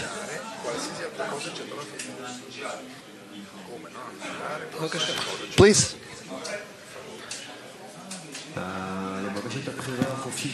Realizing our free choice, which is choosing the environment. That this is what it shows me. And I constantly annul myself in order to be able to absorb it and project it back to it. It's actually not to want the pleasure, but to reveal the giver of the pleasure, to reveal that quality of bestowal amongst us. It depends on two things. The one is the greatness of the Creator, the greatness of the quality of bestowal. That the greater it is, the more we'll want to be like it. Just so, because it's bestowal. And the other thing is the place where we work, the place of work. Meaning, if we want to disclose it in the 10, to the 10, then it doesn't matter. This is the only thing that we want to yearn for. Yeah, you took my words. Really, if we want to come to a cleanse of form, and we can do that only through the 10, only through our environment, our work in this environment. And to succeed in this work, it really should be really important to us. The more we invest in something, it becomes more and more important to us, and that's how we want it more. And faith, on previous levels, before we were born, it was something passive that you follow with your eyes blind. But here, it's a kind of artistry. It's something that you have to work with all the time. It's craftsmanship. And from the multiplicity of actions, you reach faith and equivalence of form and so on. Yes, the word faith is made up of trust in the Creator. I mean, I stop trusting in myself and the actions that I'm doing for myself, but I'm looking outwards. I'm like seeking the Creator in the friends, in the 10. I start to believe in the friends and not in myself. I remember I heard this one time that faith is to raise the importance of the quality of bestowal upon the will to receive. So how can I rise above that? It's only by immersing myself into the quality of the friends, and that constantly shows me that this is what I have to do. And only if I'll open my friends' eyes, I'll see that this is what they're doing all the time. All the time, they're doing whatever they can in order to help me try and acquire that faith. Yeah, and this is something that I can see only if I can really annul myself and see the Creator behind the friends. I can annul myself only if I build such an environment that is all the time in such relations and I want to be a part of it. It forces me to react this way. Like Nove started saying that our only choice is the environment. How do I build it? My biggest fear is that I'm wasting my time. And by being in an environment that constantly adheres me to the goal, giving me the importance of the goal, I see life in a different light. And it's something very egoistic, meaning my life depends on the extent to which I cleave on to the environment. If I really want to reach a state where I aspire for faith or bestowal, it means that I have to annul myself before the friends and to integrate with them in order to absorb this desire. We need the friends to be in this direction all the time, for them to yearn for this all the time, for their point to be on fire, for them to want to be integrated in the friends all the time, to push the friends into the center of our connection, into our mutual yearning, pulling them more and more. By hugging them, by yelling at them, doesn't matter how. It's like with your child, that he doesn't want to do something, but sometimes you have to force him because you understand that eventually this is good for him. This is the most important thing, for the friends to be in this thing. Because the friends is the Creator's way to show me my situation. This is how He shows me what do I have to do in life. But if the friends around me are dead, so am I. And vice versa. So this is how we can work on ourselves, not necessarily through what we see as our friends. And therefore, setting a personal example, the personal example that a friend gives in the 10, it lifts everyone, and the importance and the connection more and more. Everyone raises the friends and bring them closer, and this is how this love goes and grows. And also, even though that not only that I have to awaken the friends, I see that I have to see their greatness. Even if I think that that friend isn't really on fire or whatever, it's me. It's me who sees that. So I have to see where is his contribution, because otherwise he wouldn't have been here. What does he bring into the 10? And if I can see that, this is how I measure my faith. Everyone really has an opportunity to burn the friends with envy. Really, think about it.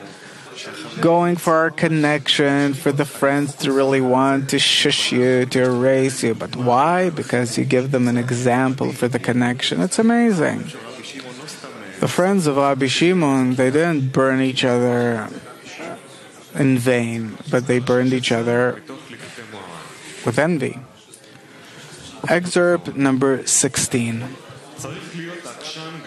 You have to be very stubborn in the work of the Creator, regardless what happens.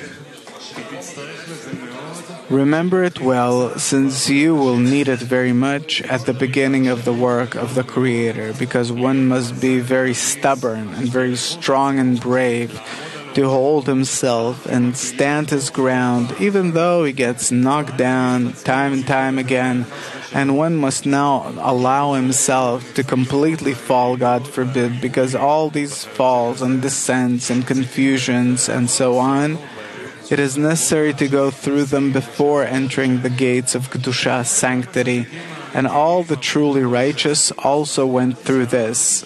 And know that one must go through a very narrow bridge, and most important is the rule not to be afraid at all.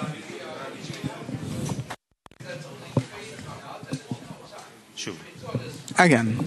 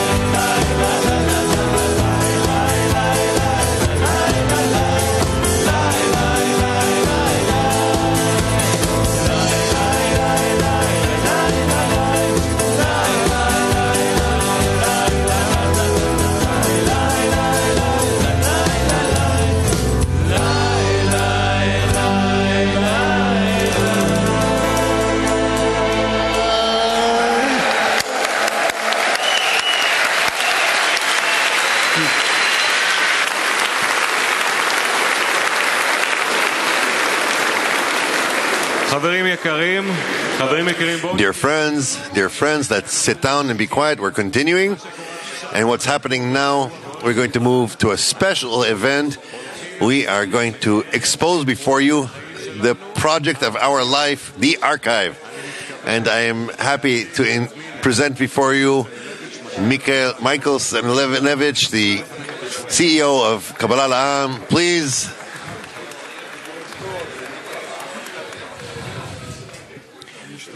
I will try to explain it shortly and as moving as possible. We're talking about our life project. For 20 years, within the last 20 years or even more, built an environment, a spiritual environment for any person who wants to develop spiritually. And let's say we built a method. And the core of this method is our lessons, our conventions, our meals. Everything has a meaning, everything has an explanation. And certainly, in the near future, many people will consume this information. Individuals, groups, cities, countries will simply take the method. We're just creating it as we go right now. It's not that it's written. From years now, it was written in Baal HaSulam and Rabash, but the method that is given to the generations is what we have now. We wanted to present to you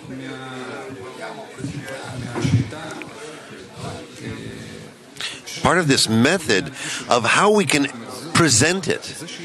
Meaning the fact that it exists inside of us is okay, but how do we present it to the whole world? Because there are tens of thousands of lessons, 200 conventions we've done throughout these years, and more and more. How will everything do this? Well, we're going to write a book, let them watch tens of thousands of lessons. How, in the most approachable way, will we explain to the whole world this treasure? So we started a year ago to sort these materials, and everything we did, at least at this stage, we wanted to show you in a clip. So let's watch this clip.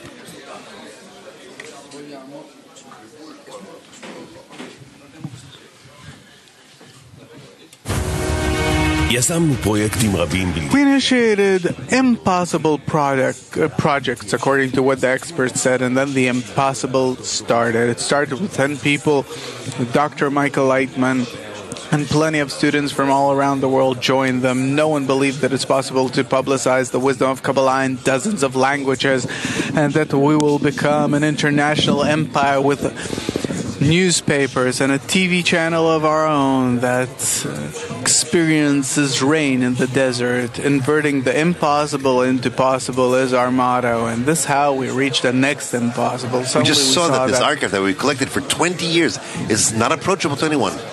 And it's happening when the world is becoming virtual. Rav Leitman, for 20 years, gave his life, poured upon us the greatest treasure that humanity has, and we're not passing it onwards. Who is this in Dar 14.4? The manuscripts of Baal HaSulam, 1400s articles by Rabash, 2,000 hours of Kabbalah lessons, 30,000 lessons by Dr. Michael Leitman, thousands of hours of lectures from around the world, 800 yeshivot chaverim, 200 international congresses, 350,000 images, thousands of shows about economy and health and wealth, and millions of other copies of other things that we use. Were we to watch all of these materials, would need at least 10 straight years in a row without sleep. We understood that if we don't leave it for our children, for our grandchildren, for all of humanity, then everything we do is not worth it. until we felt this unbearable pain. Then we started working. Every day people came, they offered their help from all their heart.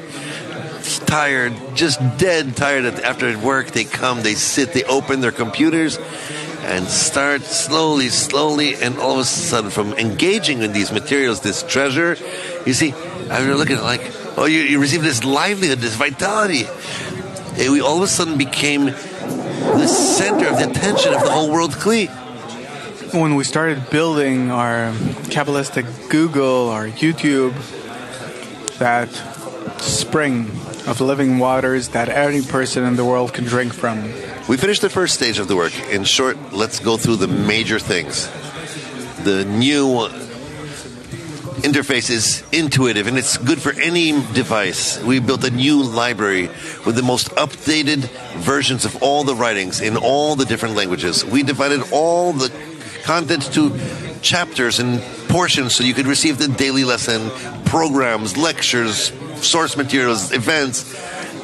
And in addition, we divided them to genres like relevant things and different. We built a search engine with the most advanced technology that enables us to search through all our materials, including the transcripts that were sorted and done through so many expansions, and all those old formats were made into an innovative way that, and these are the most beloved moments from all the years. We built our own player so you'd be able to move easily from language to language. You could see the speed, the language, the video, the audio, and you could share it easily and conveniently, and it lets you to see short pieces to the versions to the public media and to these social services. It's no problem. You press share and that's it. Facebook, Twitter, WhatsApp, anything. We finished the first stage of the work and we did it for you. I wasn't here, but I always wanted to see the very first Congress in 2008. I wasn't there, but suddenly I saw it. It was beautiful, powerful. Let's create one big I so that it will become a present for mankind.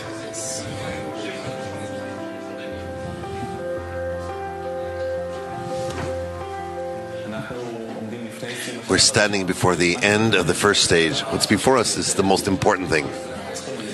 We need to build such a system that any person who enters doesn't feel like he's buried under a ton of materials, but that there's a system that feels him, that serves him in a gradual way.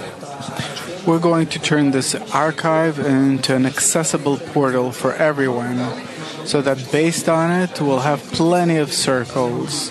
There will be steady communities built around this. Friends will share the materials. They'll create television, radio.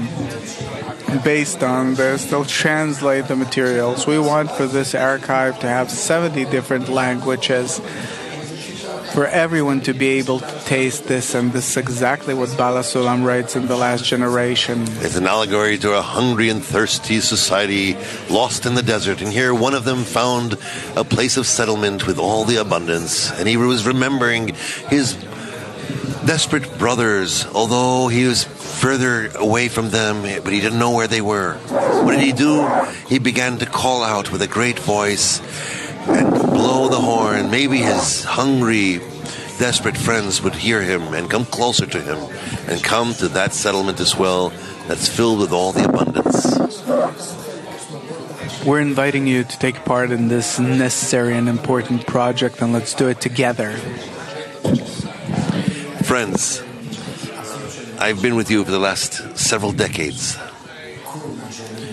All that I know, understand, feel, is in our archive. Therefore, for me, the archive is a summation of my life. You could say I've dreamt for this for so many years. This is actually our giving to the whole world from all our heart. It's a very dear and valuable gift.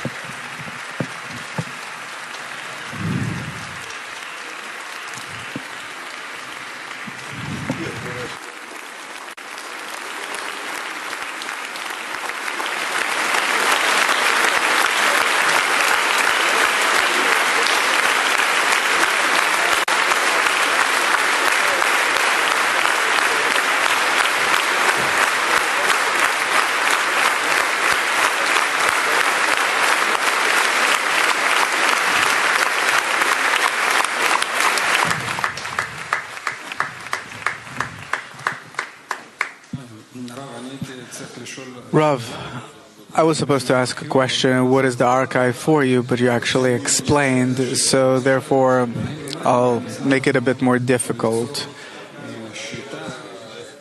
Were we able to create a method and a spiritual environment for the future generations, for those people that'll come and that will need these materials? In your opinion, what do you think?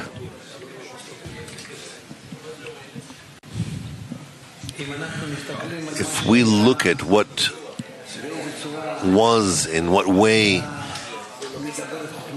you speak of the wisdom of Kabbalah, let's say 100 years ago, in the 20s of the previous century, when Baal HaSulam began to develop it, when he came to Israel, then it's misunderstood of what he wanted to say. What he wrote is that he decided that be what may, he has to come to a degree in which he will be able to explain this method, which is so necessary to humanity, that he has to explain it to everyone. And he received such an opportunity and began. Prior to him, if we read, they write beautiful things, correct things. How can we even say another thing about it? But you don't understand a thing about it. Only when we study Rabash and Baal HaSulam, we understand what the other Kabbalists meant, those who preceded them. And also, when we study their words of Baal HaSulam and Rabash, also, we don't immediately understand what's happening, but through decades, our work in the group together, especially the last few years, as we began to implement it in tens, when we began to talk about the connection as a reality in which we reveal the Creator, and more, then the method begins to clarify somewhat. It's not yet shining to us yet, but so we need to upgrade it more and broadcast it in our hearts and in the archive that is just now actually beginning to rise. But without it, and I would put it this way, without that, we have no future. That's one thing. The second thing is that the moment we do this, we are seemingly doing a favor to the Creator, because we are bringing the whole world closer to His revelation. We are building more than we're building the archive is building us, because we're summing all the work, the material, presenting it to everyone, and all the forms that I don't even know, all those different forms and languages and formats, etc. Meaning it's work that sorts us, arranges us, the 20 years of our existence all together. It summarizes it and brings it as a bouncing board to the spiritual degree that our organization is already with this archive supposed to attain. I see this as a summation of my life, and I see it as the beginning of your spiritual life. Therefore, let's participate in this together, each as much as he's capable, in his work, in his order, in translations, in a contribution, in whatever you can. This is very, very important. This archive will be open to the whole world in a free way, unlimited, in all the languages. And then by this we will bring forth a great correction and the revelation of the Creator in all of reality. Let's try to do it together. And thank you.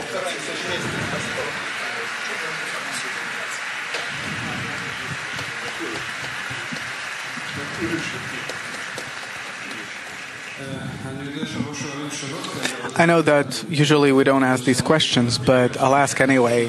What do you think? We're Rabash to sit here. among us? Would he be content with what we did, with what we attained, with what we created?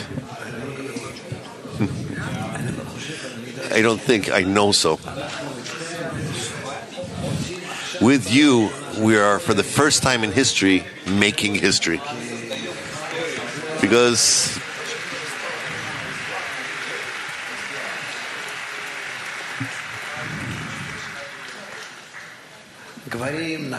men, women, representatives of all the nations in the world, we went out 3.5 millennia ago, came out of Babylon, the representatives of all the Babylonian countries which Abraham made up his group from, and all the rest of the 70 nations that dispersed in the whole world from Babylon.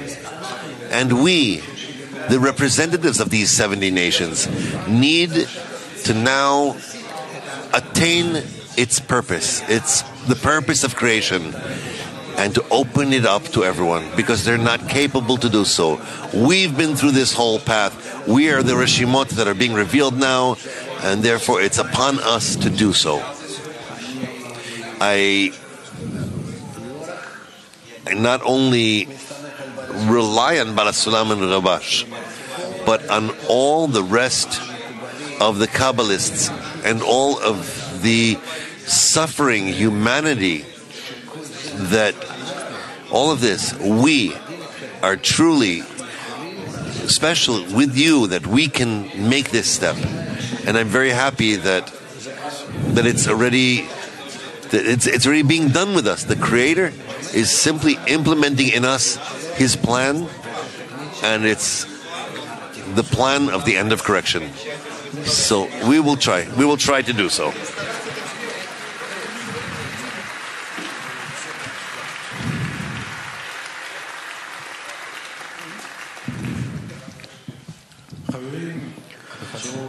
Dear friends, I'd like to ask that each of us will now try and remember the very first moment when we met this wisdom,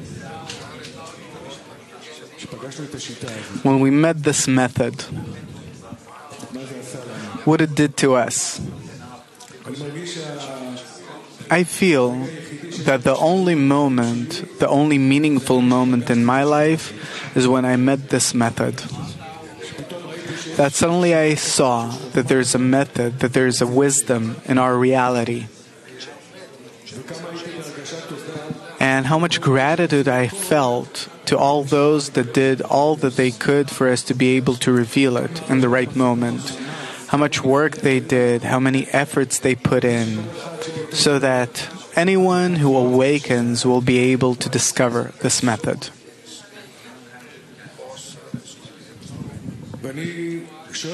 And I'm really asking all the time, what do I do in order to continue this? What is my part? When I hear that Rav says that it is the summary of his life, I'm asking myself, what would I like to be the summary of my life? How much did I put in? What did I invest? How many efforts? So that this method will be accessible to the world. And this is the time where all of us together should really ask this question and see, how do we do it?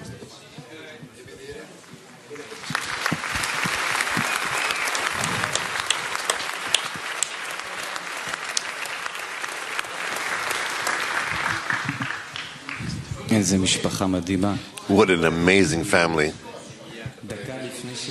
A minute before we came up on the stage, Mushi kind of holds my hand and he says to me, listen, we have the privilege sometimes to do important things.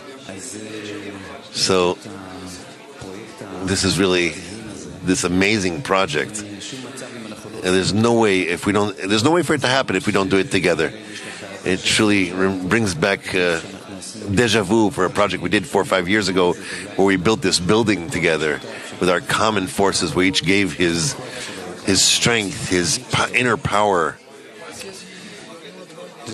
That's it. We built the building together. The building are blocks and bricks and mortar, and now we've been privileged that we have the merit to build the man in us, this inner content, the inner content of everything we create together with our great Rav.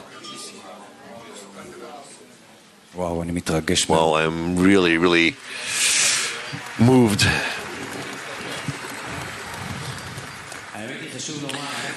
The truth is, and it's important to say, we're in the beginning of this project. We're just in the beginning of this project. We're working on it for several months with many friends, many volunteers, with efficiency and great fragility. But the thing is, with each project, there's also the ramifications that are financial. We can sit here and talk between us in this family and talk about it. It's real. This project, after we budgeted it with efficiency and great savings and with all the volunteer forces, is about to cost us somewhere around $1,200,000. What? Yes. $1,200,000? Yes, it's 4 or 5 million shekels. It's a lot of money. And it sounds like it's not spiritual, but it's really a spiritual action. It's an action of us all participating in this thing. I have this feeling that when we do this inner scrutiny and we want to be partners with Rav, with Balasulam, with Rabash, and all those chains of Kabbalists in this action, when we ask of us all to recruit to this project, to this contribution that each and every one of us will give his little piece, will cut his heart a little bit in his effort, what he can give to this project, how he buys a spiritual, eternal stock that will sit on the cloud in the internet. So all the next generations, the last generation, will be able to be nourished by these sources. That's our sources. I wanted to tell you something personal on Shabbat. Last Saturday, I sat with my mother. My mother is our student also from the Ra'anana group. And I told her, Mommy, imagine that you would want to enter the archive or you want to download some file and it won't be there. And you won't be able to hear a lesson. Just imagine that. And then she said to me, wow. Any fortune in the world, we know we all use this system every day. And now this new system that's developing.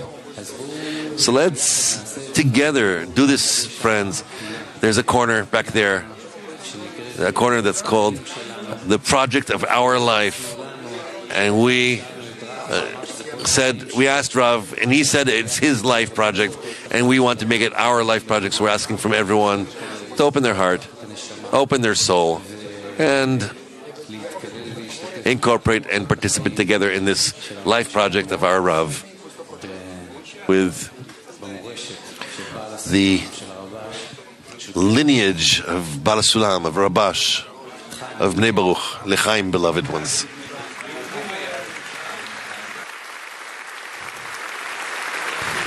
Chavarim, I'm going to tell you a little story about the archive.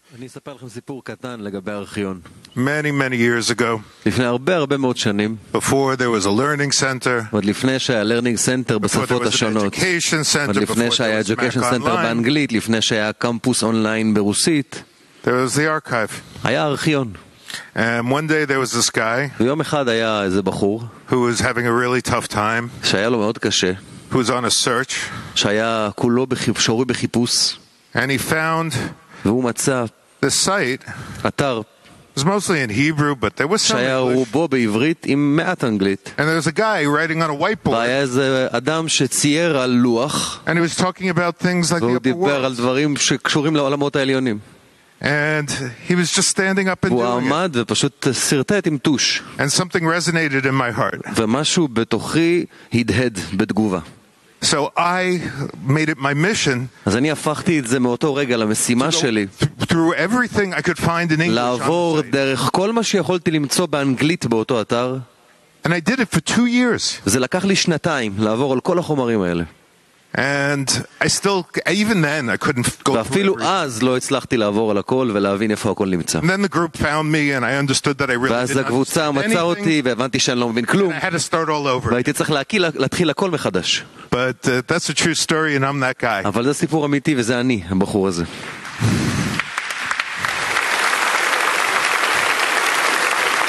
And there was no better moment for me than when I found my teacher. ולא היה רגע יותר טוב בשבילי בחיים מהרגע שבו מצאתי את המורה שלי. And I know that we all struggle to figure out what bestowal is in this world. ואני יודע שכולנו נאבקים בניסיון להבין מהי ההשפעה בעולם שלנו. But think about all the people that are studying right now in secret that we don't know about. אבל תחשבו על כל האנשים, המון האנשים שלומדים עכשיו בהיחבא, שאנחנו לא יודעים עליהם בכל רחבי העולם. I think this year I traveled with Rav and I went to every place except for Kazakhstan or Uzbekistan. We went to all these places and we found new students we didn't even השנה know לכל מקום existed. שטיילתי או נסעתי אליו יחד עם רב, חוץ מקזחסטן או אוזבקיסטן שלא הייתי בהם פיזית, אבל בכל יתר המקומות שבהם הייתי מצאנו המון תלמידים חדשים שלא הכרנו.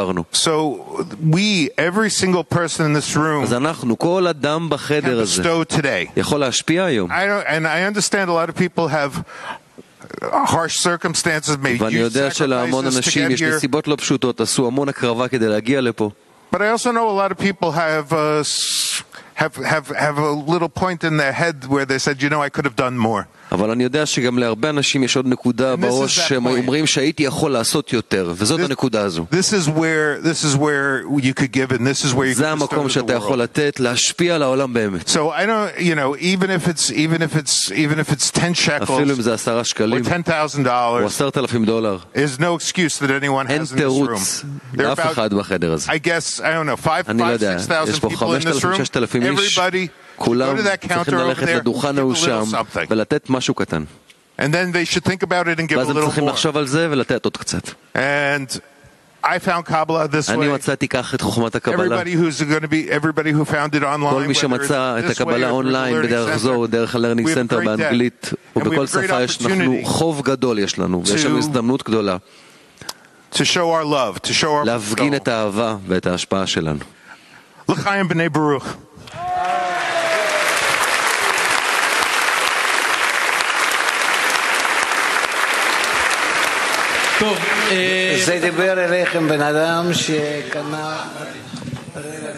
This is a person who bought a quarter of our building. He paid for a quarter of our building.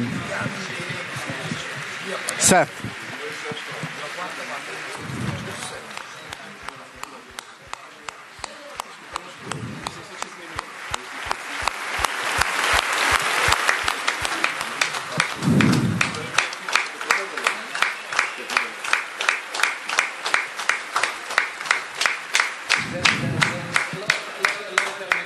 Guys, don't overdo it.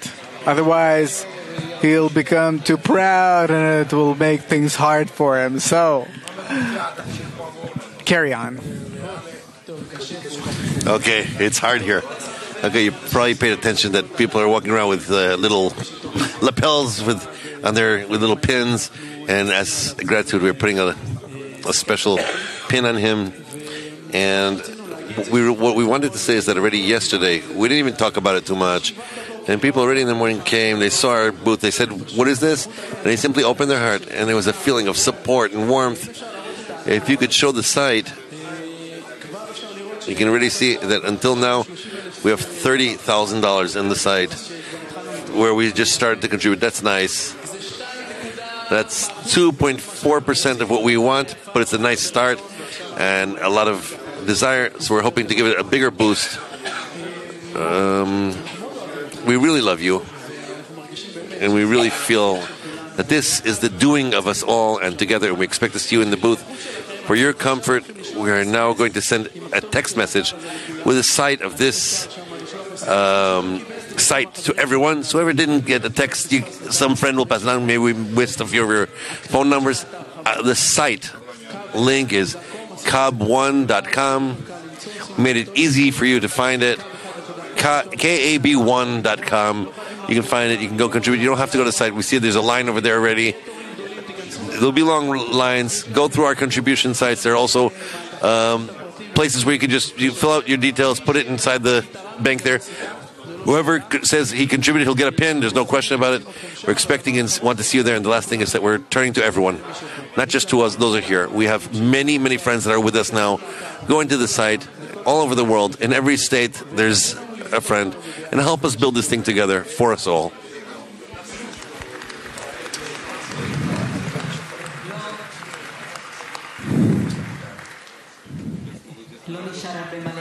Not much left to say. The friends actually said everything. I can only share from my personal experience what does this project mean to me, because I lived abroad for many years in Mexico, New York, New Zealand, and this was my oxygen, to feel that I'm connected to you, that this is the place where all of us are, a place where we can receive our spiritual portion day in, day out, that we need so much. So now let's also invest in humanity. Raise your hands, those that care for their children, for their family, for mankind, to have a better and happier life. If you do this, raise your hand. So let's do this together. We know that we're experts in achieving the impossible. Let's do it together. And just to mention that the stand will be open all the time, especially during breaks, so you won't miss lessons. That's on the other side of the hall. And besides, also, we're turning to the World Kli. That's also connected with us. That we're here physically, but the heart's connected.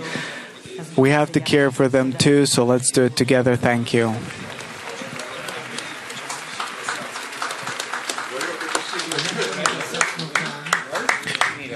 We have gathered here to establish the society, to all those who are interested in following the path and method of Bala Sulam, which is the path of rising to the heights of man. I read you this excerpt from a new booklet whose name is We Have Gathered Here. It arrived yesterday from the print, and this booklet is our soul, the spiritual principles in the group. The book is divided into two main parts. The first part, for us, they assembled all the group principles were collected for us. Annulment, connection, but all the things that you need. And the second half, all the social articles of Rabash. It's a workbook. So it will be at home, in the bed, in the car. What, Rav? I'm telling him to ask me about the summary of the lesson. Well, this is also a summary. But while I was on the stage, another book. It's a red book. It's a book in Russian. It's called A Changing Man, Michael Selenevich and Dr. Khochurian, A Man in the Changing World. There are many other good things, and the best thing that we remember is all the things we heard and learned now. Our archive that's waiting for us in the break. Iran, a few announcements, and then we'll go to... Okay, a few important announcements. First of all, Rav Leitman will be signing books near the archive. Probably. Also, you could get an explanation there from the team. Our souvenir shop will be open for you too. This will happen during the break. If you have guests, you can take them to the guided tours that will leave between 6 and 6:20. Also, friends from the World Kli will join. It's an amazing experience for anyone. It's very recommended for your guests. If you need cards, invitation cards for your friends, you can get that too there. On the break, we'll have music, of course, and our amazing youth group will perform there. Also, you can register for our amazing spiritual journey, and 12:30 lunch. I think we received a task for the break already. It's waiting for us on the other side of the hall. Rav Leitman, do you want to add another thing to it? After such a lesson, there's nothing to end. We're continuing with none else besides Him all the time. Everything's coming from Him, for everyone to feel that the Creator is guiding him, that He's on the inside all the time, inside the heart, inside the mind. So he should identify with the Creator, takes him through. Good luck.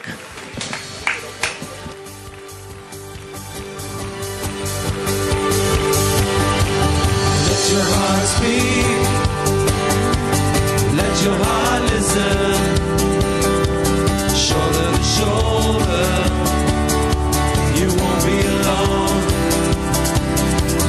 Love is around, like deepest ocean, together we're drawn in, I won't let go. It feels so good to be a part of you. This is what life should be. Learning to unite, living in the light. We'll win this fight, and everything is gonna be alright. Learning to unite, learning to unite, living in the light. We'll win this fight. Everything's gonna be alright. Learning to unite.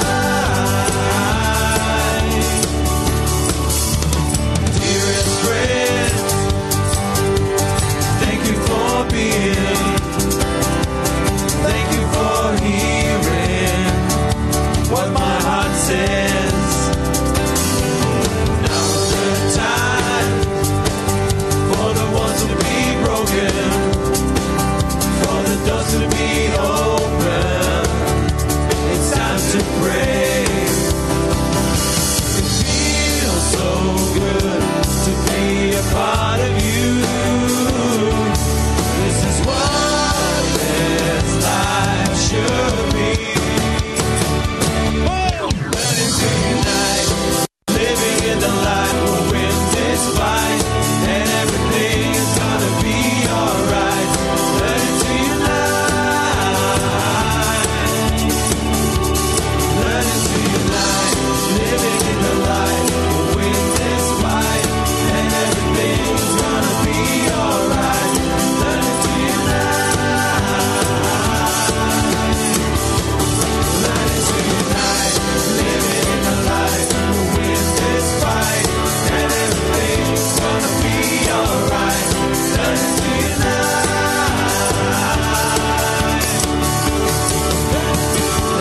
Only now, only this moment, when we are together, together as